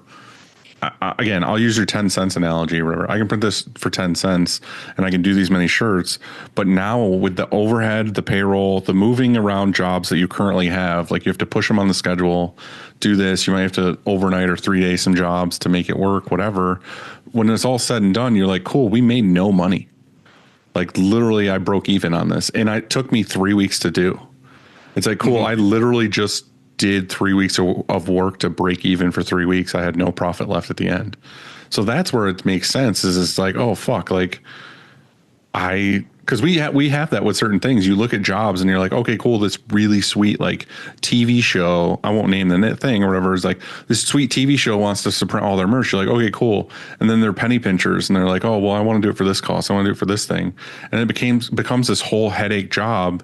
And then you get it done and you're like, I didn't even really like, it wasn't worth it at all. Like I wasn't making anything. Like the amount of time it took me to do those jobs, I could have done a bunch of these other 100 piece, 200 piece, 50 piece orders and made 3 times as much money. But I turned a bunch of shit down because I wanted to do this job because it was big and fancy. And yeah, and I mean, big and fancy is something that most screen printers are suckers for, I think. Right. But you get a brand come by and that you really like, and you're going to do anything you can to print for them. Yeah. I think all in all, you paid off your auto, you fucking grew you. And, you know, again, I'm not trying to knock that stuff at all. I think that you were in a stage in life and in your print shop that you could do it, and you didn't matter necessarily if you made way more money or way less money.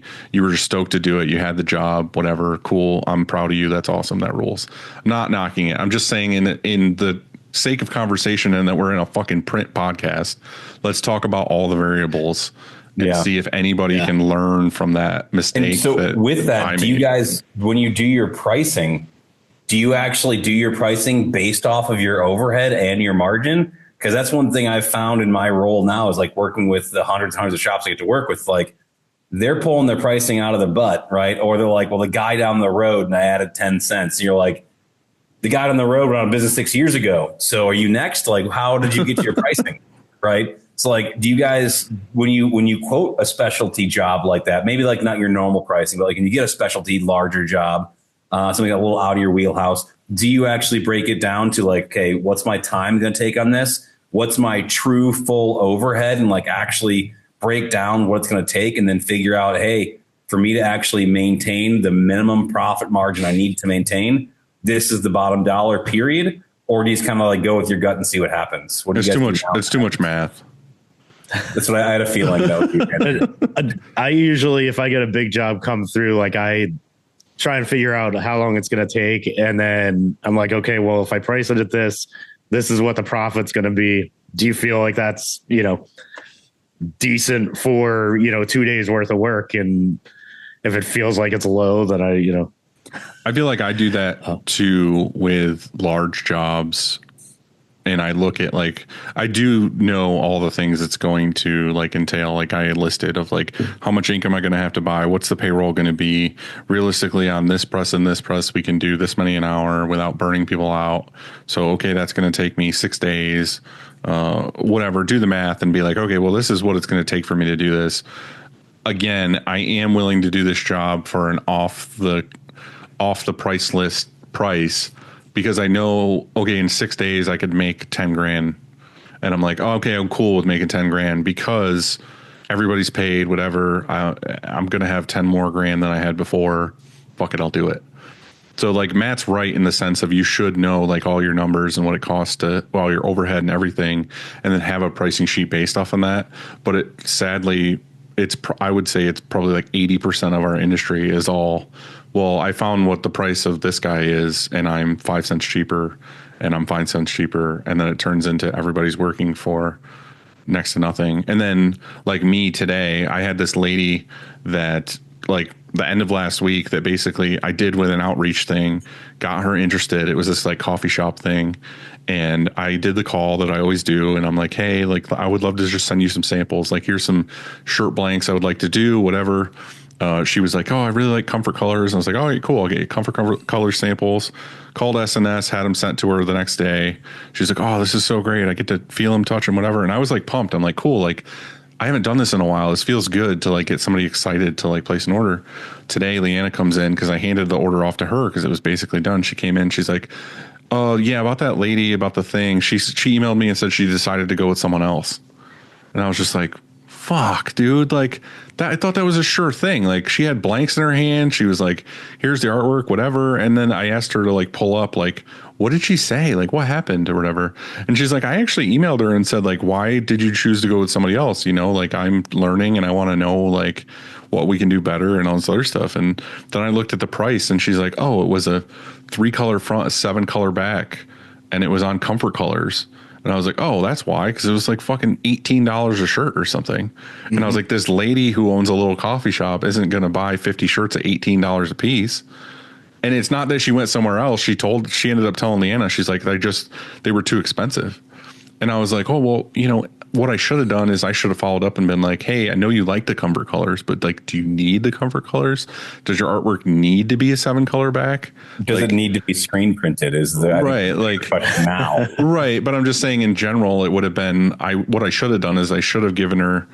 She wanted Comfort Colors, but I should have sent her a couple more like lower budget options, and I should have been like, hey, if we would turn this logo into a 2-color instead of a 7-color, like maybe, you know, 6 months down the road, let's do the 7-color, like when you get the profit from these, but maybe let's do a simpler version of your logo and whatever. And I probably would have got the sale, but it was literally today, like that I got that word and I was like, fuck, like, and she already decided to go with somebody else, like someone's cousin's brother in a basement that said they could do it for half the cost.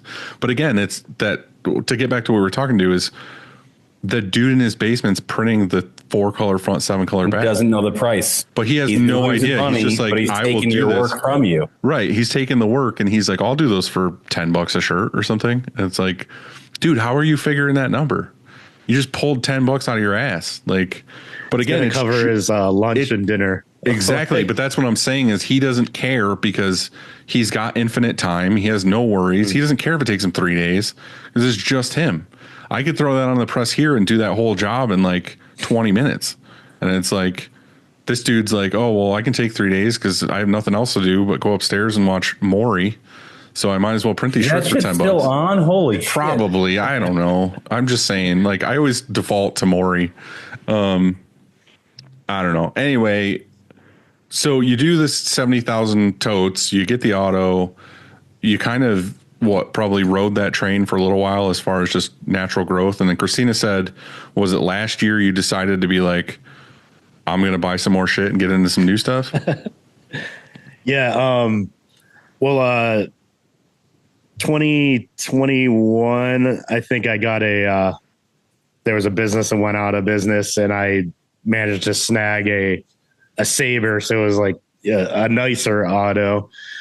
And so we've been running that for a few years now. And then, last year, I don't know. I feel like I've taken 20 years of screen printing to finally get serious about it. We all do that. Mm-hmm. But, not alone. Yeah, last year we got, a few pieces to help just automate and consistency. We got a CTS, an auto coder. Fuck yeah. And both of those have made like, it's the world of difference. Worlds it's huge. of difference. Yeah. Yeah. We also got a heat press, one of the MEM back and forth heat presses. We're doing a lot of DTF. Did you get like the 1622 pallet size, like the big one? Yep. Yeah. You got all that stuff. You automated, and by the sounds of it, you're cool with kind of just running and being chill and being, Parente, walking around town. What made you want to get into the post bed and the bar tack machine? Yeah.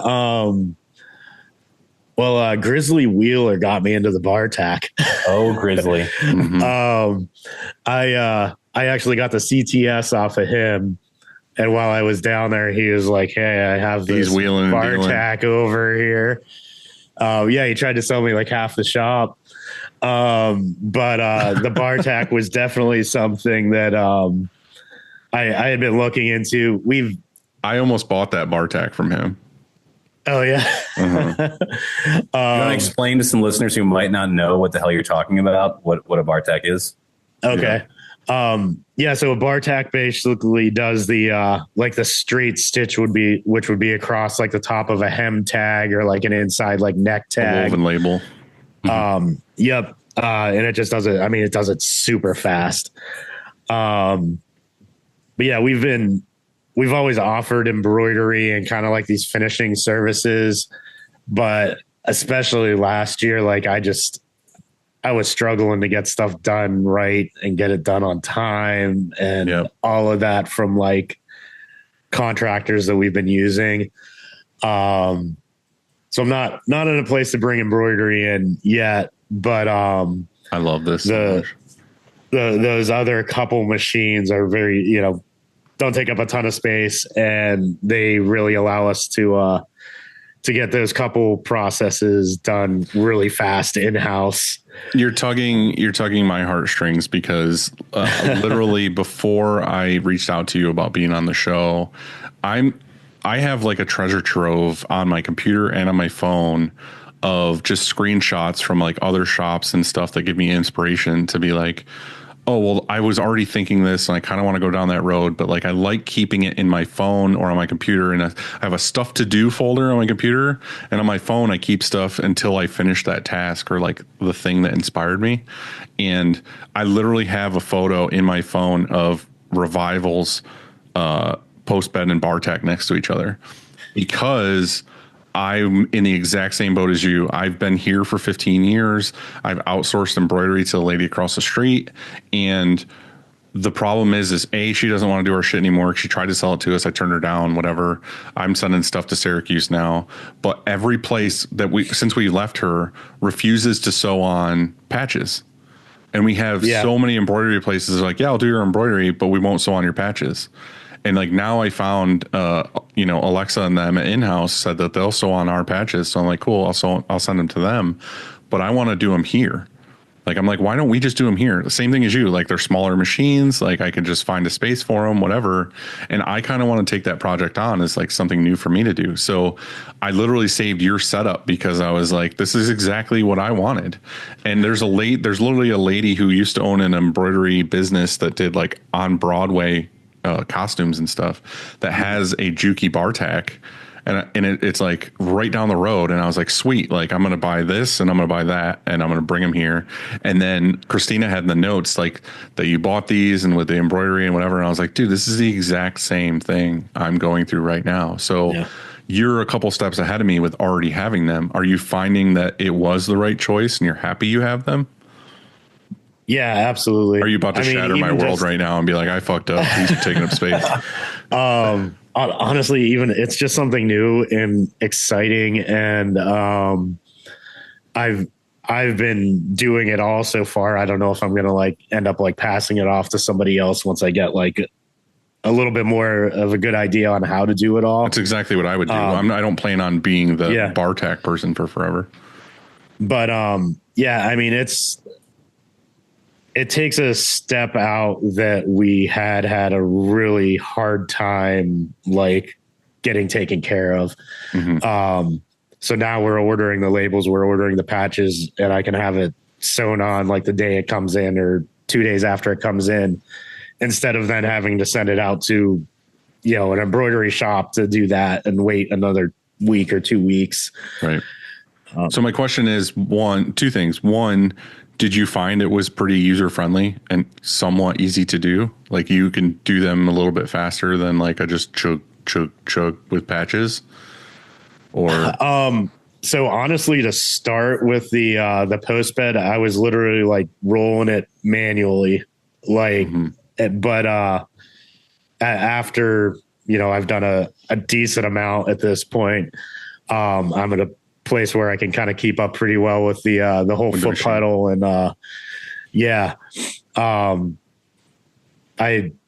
it's a whole different, like, I feel like I could look at a screen printing press and understand all the mechanics of it and everything, but like sewing machines are definitely different. Mm-hmm. So it took me a little bit just kind of like looking online and stuff, trying to figure out like how they work, like troubleshooting and stuff like that. But I think if you're slightly mechanical and can figure stuff out, something you can pick up pretty quickly. See, Dylan's screwed. That's what I'm hearing. Dylan's screwed. He's not mechanical. That's not true. Dylan should just keep outsourcing it. I have not to true. Mine to literally whenever my shop gets that kind of stuff, same thing. Our embroiderer won't do it. I have like the most like not okay connect in Chinatown. So I have to like in Chicago, or I have to like fill my car up and like go to Chinatown, and it's like a couple of like older Chinese ladies that moved to different basements around Chinatown. It's like, where is she now? Right. And like, she's like, they're all like eating food and just sewing like all night long. And I got to like kind of communicate and then get the boxes a couple of days later. It's a bunch of streetwear dudes picking their stuff up too. It's for sure not a fully legal setup that I have to deal with. Yeah. So if you order patches from Sound and Fury, they are illegally made. You can thank Irene for being the person in charge of getting them applied to our products. Yes. Thank you, Irene. Nice. You're not listening. Oh God. I'm trying to censor myself so hard right now. That's win. I have to. Well, my second question, my part two to that is, are you finding that because the biggest thing with embroidery is, again, exactly what you said is, for me, I've known screen printing for forever. I love doing that thing. And to me, embroidery is like a big part of our industry, but it's a different world. Like, it's a different skill set. It's a different everything. So that's the reason why I've been so standoffish, is like, oh, I have to learn a whole new thing and I have to start over. But for so long, I was in so many other projects that I was like, I'm not fucking worried about this. Now I'm at the point where I'm kind of like, I need a new project. Like, I need something for my personal self to grow. And I'm like, cool, I want to bring in embroidery this year. Like at ISS this year, that was like all I looked at was the Tajimas. And I've been doing a lot of research on like YouTube and like articles and talking to people that are really good at it and being like, okay, what should I get? What should I do? And I know Matt was saying that I'm not mechanical because I'm a dum-dum. I was kidding. I know, but like, I'm that guy where I will research a lot of it before I get the machine. Like, I don't want to buy the machine and then find out like, oh, this actually is going to suck. Like, I want to know, okay, I know the glue to use to put the patches on. I know the machine. I know that certain machines need a step down so they can go certain speed, like all these different things. So when I get it, I can kind of hit the ground running to a degree. But one of the things I've heard from a lot of people that's been really encouraging to get the embroidery stuff is the markups of it being like, oh, this is really like a lot, like 50% of our profits from our business come from the embroidery department. So are you finding that, like, when you did find somebody, and Matt, I know you have a different answer for this because you're going to some illegal Chinese lady in a basement, but his markup's great. But yeah, he's doing only for the thing. Patch application. I got a real embroidery. Gator does my embroidery. I won't. Yeah. So anyway, are you finding that the $3 to $5 range that you would have to pay to sew on a patch before with an embroidery place, now you're like, oh hell yeah, we're making way more money on these patched hats than I ever was farming it out? Yeah, I mean, I honestly think with hem tags and with like patches, like the perceived value of that is higher than just like a print on a shirt.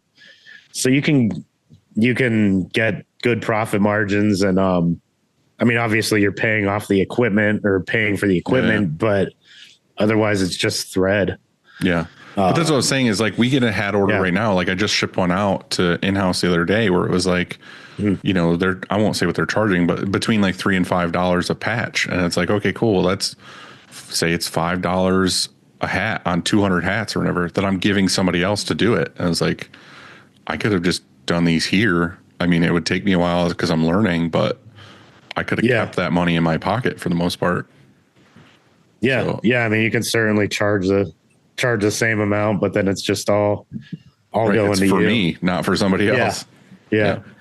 What's next for you? Like, do you feel like you're cool, you're chilling now and you're going to ride this train for another 5-10 years? Or you're like, no, I want to do this next. Is there more equipment you're looking at? Is there like different branch offs or like goals you're looking to do? Yeah. So for me, and all kind of with the mindset of not wanting to have to be as involved in the shop, maybe 5 or 10 years down the road. I'm working on putting together comprehensive SOPs. And you're in Matt's world now. I'll just step out of the conversation. My man. So starting to work on kind of a incentive - accountability track where you learn these skills and you almost test into them essentially, just to prove that you know how to do this, and then it can, get you more money. but also it proves that the employees here aren't just doing things, whatever way they feel like, depending on which day it is, it's all very, hopefully, going to be very organized, and I can walk out of here and just know that things are getting done right. And it's all organized and easy for them to find. So that's the one I'm in very beginning stages of actually getting a lot of this together. But that's my one goal, to get that together so that I can just be comfortable with like the shop running without me having to really worry about stuff at all. Do you feel like the question with that is, do you feel like it's going to be a big hurdle, or are you like, you just have to put this in place? And I say big hurdle is like, do you feel like your people will be on board with it? Because I feel like that's the hardest thing, is like, I could be like, I want to do SOPs and I want to whatever. And it's like, I walk out of the office and I'm like, hey, I need you to start like documenting how you do this process. And I walk away and they're like never, like, I'm never going to do this. Or do you feel like everyone's like, yeah, we can make this happen? No, I definitely, this one is probably more of the, for those listening, response. It's a double bird in the air. But I mean, how do you get this? Like, if you were at a big manufacturing place and you didn't have SOPs and didn't have expectations from employees, like, it dies with that employee, mess, right? Yeah. Like, so, I mean, it has to at some point become part of running a business efficiently, right? Mm-hmm. So I will say, like, I was going to say, Matt, step in here, because you have multiple roles here, where one, you've done the whole like manager thing, and also you kind of do some of this stuff with Printavo when you're visiting shops. Like, what is the best way to start this for somebody that wants to start putting it in place? The hard answer is the honest answer. You just do it. And I know it seems like the easy answer there, but like, I've run a couple of large shops, and the first large shop I ran, I was able to watch somebody like have to do this, and like the way they did it, like I wouldn't quite do. The way they did it was like the annoying way. They were like, okay, we got to make an SOP for this role. So he would literally get a chair and just sit there all day and time and write and time and write and time and write. And that makes them feel terrible in that instance, right? That is what you got to kind of do. I think there's a way to inject yourself as like hey, I want you to teach me. And while you're teaching me and I'm actually helping you get stuff done, we're building rapport. I'm kind of getting to know you better. You know me better. And I am timing and I am documenting, but I'm not just sitting there like over your shoulder, writing shit down and timing things, right? But that is essentially what has to get done, is you have to kind of like, and it might be like, hey, once a week, I choose one job and I'm going to spend a couple hours each day in that job, documenting it, writing what's going on, and then taking a step back and looking at it, writing it all down, and then having them review it and kind of doing that over and over again. And it is boring as shit at first. Once you get one done, it actually gets really exciting, though. You start to see like where you have like straight up waste. And it's not intentional waste most of the time, right? But you can start to really get, you talked about swim lanes, right? Knowing like, hey, if they can do this and this and this, I can pay them better, right? Once you get to a spot where you have swim lanes, which is really like the person's name and then the different roles they can fit in, and you have like a checkbox across, right? You can be like, hey, if you get this many checks, this is your pay range. This many checks, this is your pay range. People start to get excited about knowing they have growth potential and opportunity. And then you having universal players that you can like move around when somebody calls off sick makes it so much easier for you to like scale that, right? And for you to work on your business, not in the business. So it's like just starting it is the hardest part. It does start to snowball once you get it going. And it is kind of fun getting to figure out like, what are your current processes? Where are you doing well? And where do you think you were doing well that you actually weren't? Where are you investing time and money that you shouldn't have? Where should you be focusing time and money on? Right. And you can actually get to KPIs, right? Key performance indicators, and actually know how to manage people, because I hate managing people. They're impossible. I love people. Manage them sucks. Managing processes is easy, right? Once you have a process, you can manage a process, and a person is just an artifact of a process. So you can use the KPIs to figure out where failure is. And if the KPIs are proper and your SOPs are strong, it's easy to find where the person just has to go. And your emotion doesn't need to get hung up in that spot of uncomfort, right? You can be like, no, we've got everything here. Or shit, you are an idiot, but this process is not as good as it needs to be. So you get the benefit of the doubt. Let's fix this process. Yeah. Circle back. Oh, nope, you are the idiot. Now we know for sure. I want to bring this a little bit back to Dum Dum Land of like Scott at King Screen kind of ingrained this in my head a little while ago, because I think it was a big discussion when I don't remember what it was, Print Hustlers or something, where it was the whole lean manufacturing stuff was going on, and SOPs was like a big talk in the industry for a while. Is Matt's 100% right of like document everything and get all this dialed in and whatever, but like I was living in that of like, fuck, I gotta like sit here and like write down every process and all these other things. And then Scott was like, you know what I do? He's like, when I'm in the middle of doing a process, I pull my phone out and I make the dumbest, shittiest quality video of me doing that process. And then I print off a barcode and I put it on that machine. And then when someone doesn't know how to do it, they scan the barcode and it's a private video on YouTube of him being like, load this, press this button. This is the thing it should be. And then you do it. And then I was like, oh shit, like this is way easier than I thought it was. Like I can at least start there and be like, you know, hey, this is the maintenance schedule. This is the maintenance for the dryer. And it's like me with my phone. I'm like, okay, I take out this filter. I take out this filter. I take this off. I make sure I check this. And hey, use this grease instead of this grease, because this one's meant for the press. This one's meant for the dryer. Like, then they can just follow the video. Because it's like with me, if I have something break on a lawnmower, the first thing I do is I go on YouTube and I'm like, Yardman something lawnmower, how to change oil.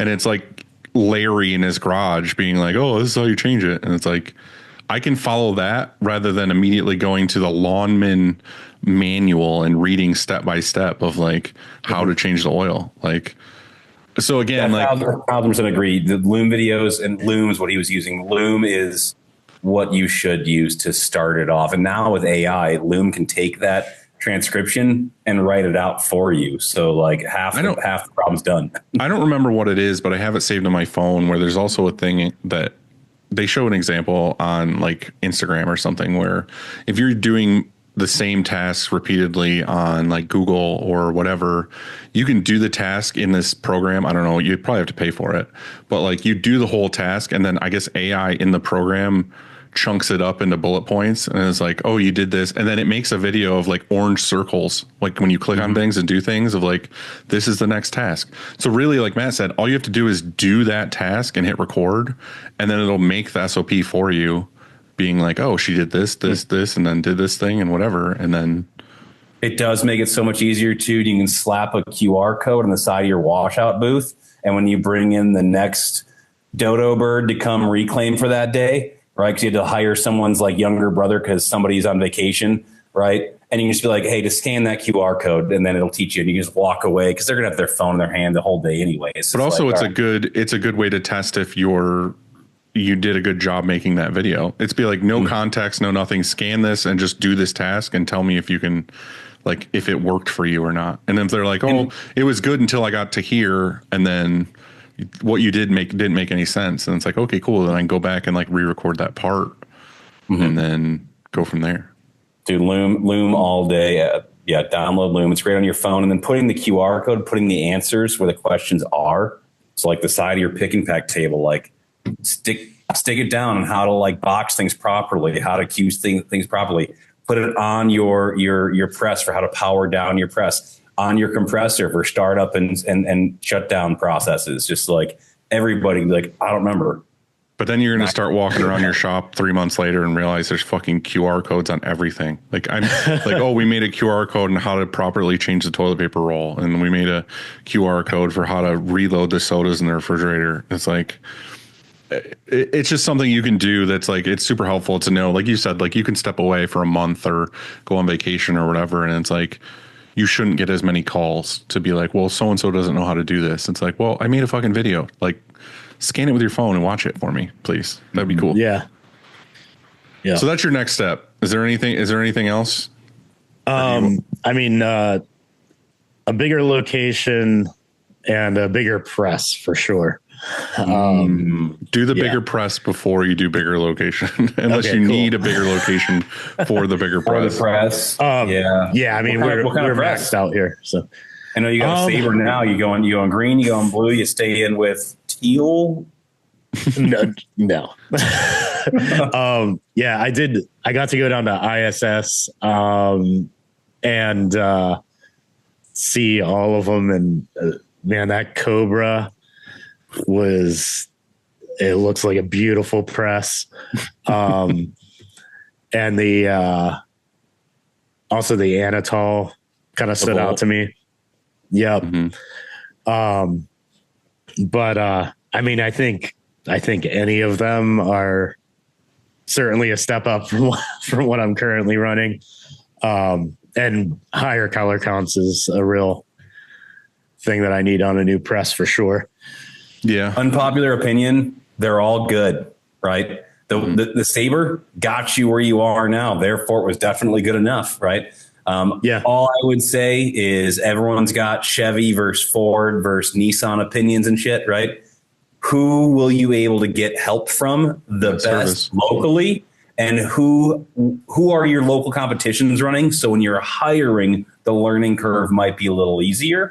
Those are the things that I think really end all matter. If it's Anatole, if it's Rock, if it's, I mean, there's only one brand I won't mention, and I will talk smack about openly. The rest of them are all good in my opinion. So it's a matter of like, who can you get representation from that'll actually help you, knows their shit, and then what's the training like on the learning curve? When you were describing that, the very first thing I was thinking, I was like, oh, he's in Pittsburgh. Like, who's closest that would be good service? And yeah, I mean, I feel like you could kind of do anything. He's equidistant between M&R and Rock. Yeah, that's what I was thinking. I was like, he could go with either. So yeah. Yeah, that's sweet, man. Did you happen to think of any kind of shop hack or anything that you would want to add to today? I did have a couple of shop hacks. Sweet. One thing we do here is every time we reclaim, we measure tension, and we actually, with dry erase markers, mark the end of the screen, the tension, and the data was coded. Then once again, after we expose them, we use dry erase markers on the ends of the screen for like the job and the Pantone color, which seems really simple, but I feel like I haven't seen many shops doing that. And it's like a real easy way to mark the frames and have it wash off really easily when you need it to.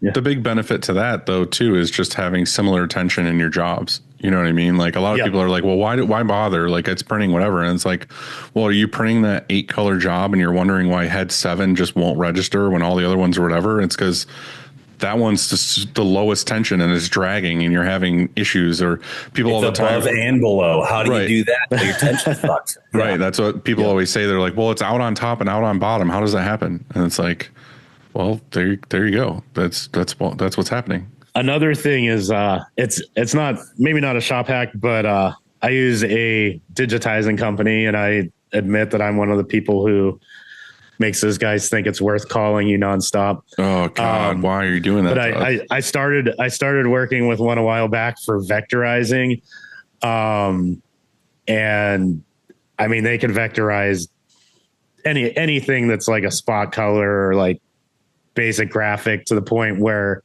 I don't even bother to go back to customers if their art is like low resolution. I just send it off to them, and in a couple hours for $10, I get a vector image. It really works. Can I change your mind and save you some money? Go for it. imgupscaler.com. imgupscaler.com is a free 400% AI upscaler that uses I don't know what my camera's doing. Sorry, guys. Uses artificial intelligence to fill in the pixel ratio. And then vectorizer.ai, I believe. Yeah, vectorizer.ai is $12 a month. And that's what we're using. Yeah, it is phenomenal. So you can upscale something and then vectorize it using both those platforms together, combined, under 2 minutes. And I've got a fully vectorized, really damn good vector where I'm really good in Illustrator, the advanced live trace panel, the advanced panel, and like 40 minutes of me fucking with it is not as good as what 30 seconds does in Vectorizer. So I agree. I agree with Matt. We have the exact same setup, and Brian swears by it. Like we're getting exactly what you were saying, Dan, of the fact of we're so many artwork from customers where we have to go back to them and be like, hey, do you have a higher res version of this? We rarely have to do that anymore now with the upscaler and the vectorizer stuff. Customers don't have higher versions. That's the thing, is that if they did, they would have given it. Right, exactly. So like the whole thing of like art having to chase them for better stuff now, it's like you're doing the right thing. It's like saying, fuck it, pay for it. Now, $12 a month and you've got that. It's one of the best $12 spent. And the other thing too is it's like you always hit up that customer and you're like, hey, this was only 72. Like I need a 300 DPI, and then they find a way to put it in Photoshop and just change it to 300 and send it back to you. DPI. Yep. And it's the exact same thing. Did you have any more, Dan? The last one, once again, maybe not a shop hack, but I do give my employees all unlimited sick days, which I don't know if that's scalable at all. It definitely works for the group of people I have. But my mindset with that is that when they're here, I need them to be like paying attention and healthy and feeling good and ready to go. My question is, are you paying for those sick days, or are they just taking it off without pay? Yeah, they're paid. And a lot of times I've heard from certain companies or whatever, where they say that they offer unlimited 6 days or unlimited PTO days or whatever, that they respect you enough that they're not abusing them. Are you finding that that's the case, that they feel like, oh, Dan cares about us enough to give us unlimited days? Like I feel there was a whole like TED talk on it, I think, where basically they said that before that they had people just making sure they use like all these days, but now that they have unlimited days, they actually take off less days than they did before, because now they just feel respected that they can just do whatever they want. And they found that they actually took off less days because they just felt better about the workplace. I can speak to that too, working for a SaaS company, right? So I've got unlimited PTO, right? Unlimited paid time off.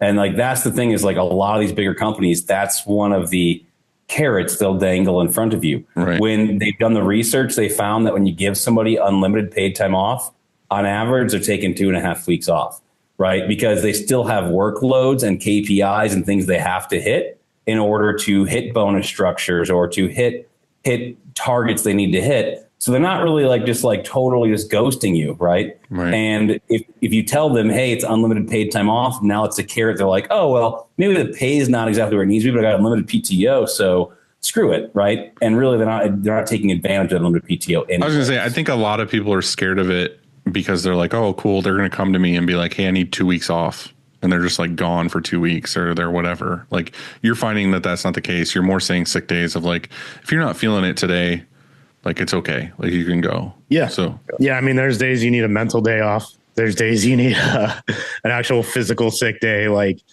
and that way, you know, when they're here, they can be, you know, healthy and focused on what's going on here. Nice. I like that.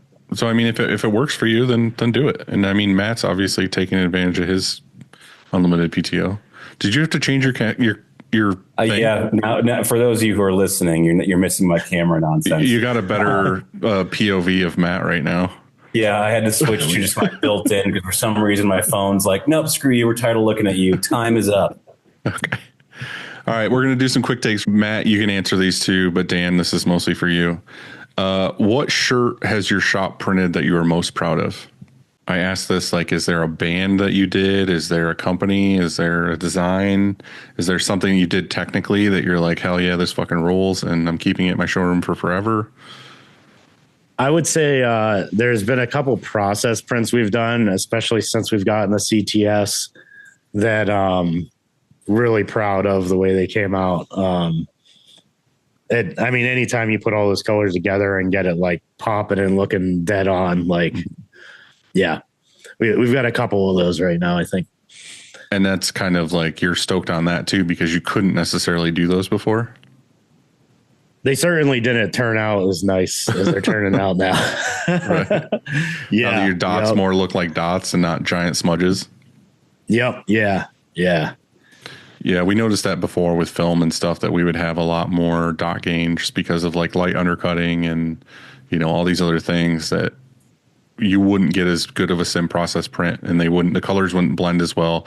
Like people would always do a lot of faces and stuff, and it would be like, oh, why is his face jaundice, or why is it so red? It's because you're having all that dot gain because of the way that you're making those screens. So, or the tension or whatever.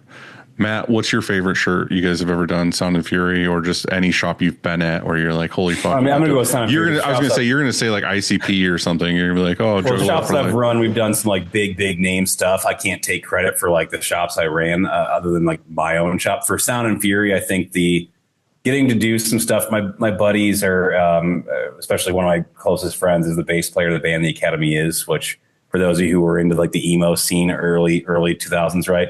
Yep. So like we got to do a big run for them last year, and they were kind of like doing a couple big shows. Like just like the emo in me, like remembering like 15-year-old, 16-year-old being excited about that record, like not knowing those guys. So now like one of my best friends is in the band and has been. Like it's just really cool having a full circle life moment like that. Did some stuff for Run the Jewels too. It was super rad awesome to get to do. So like that's probably it. Just those things were like the inner kid in me is like, fuck yeah, right? Those are the ones I think fill my cup that make me the happiest. Yeah, I get that. If you could snap your fingers and change one thing about your shop today, what would it be? More space. Interesting. How big is your layout? How many square feet you got? 2,500 maybe. Yeah. But would it be in the same area? Like if you snapped your fingers and you had a bigger shop, would you want to be in your downtown? Yeah. And that's part of the problem. That's kind of not a reality for this part of town. Right. You want to be there. Yeah. Matt, if you could snap your fingers, what do you say? Somebody who can focus on sales outbound, just because we don't have that leg right now, you know? Mm-hmm. Yeah, I mean, that makes sense. I didn't chime in too much on that earlier, but I think that like the whole getting a VA route for the outbound stuff is really helpful. And I think, Matt, you have the brain for like all these automations where that person wouldn't necessarily have to work too hard to actually accomplish that task. So I was kind of surprised that hasn't like happened yet with you. That's the now build of figuring out. So makes sense. Okay. Yeah. What are some pages on Instagram that you pull most of your inspiration from? I would say Windmill City, Glenn, screen printing, independent print shop, Brandon, Ohio he popped up City. Last time. Yeah. Ohio City's great too. You're just plucking out water-based people. I think I am, and I love it. I want to get there someday. Okay. Yeah. I see where your goals are. I mean, that's exactly what this question is for, because I can tell now from all three of those that you want to get into water-based, and that's inspiring to you. So, so that makes total sense. Marcotte, what's your top?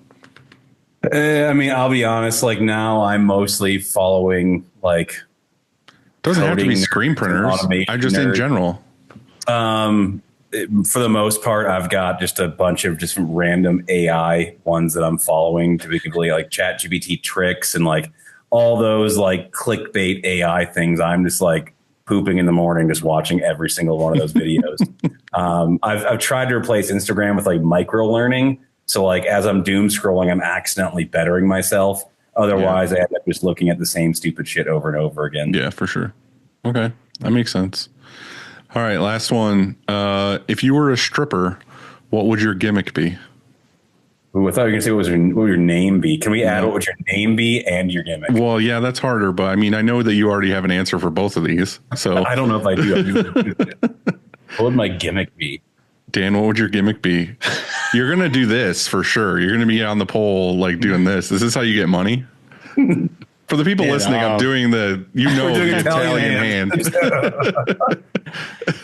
I'd probably have like tools. Like give me a wrench, give me a squeegee, give me a spatula. Like I'm going to have a tool belt on.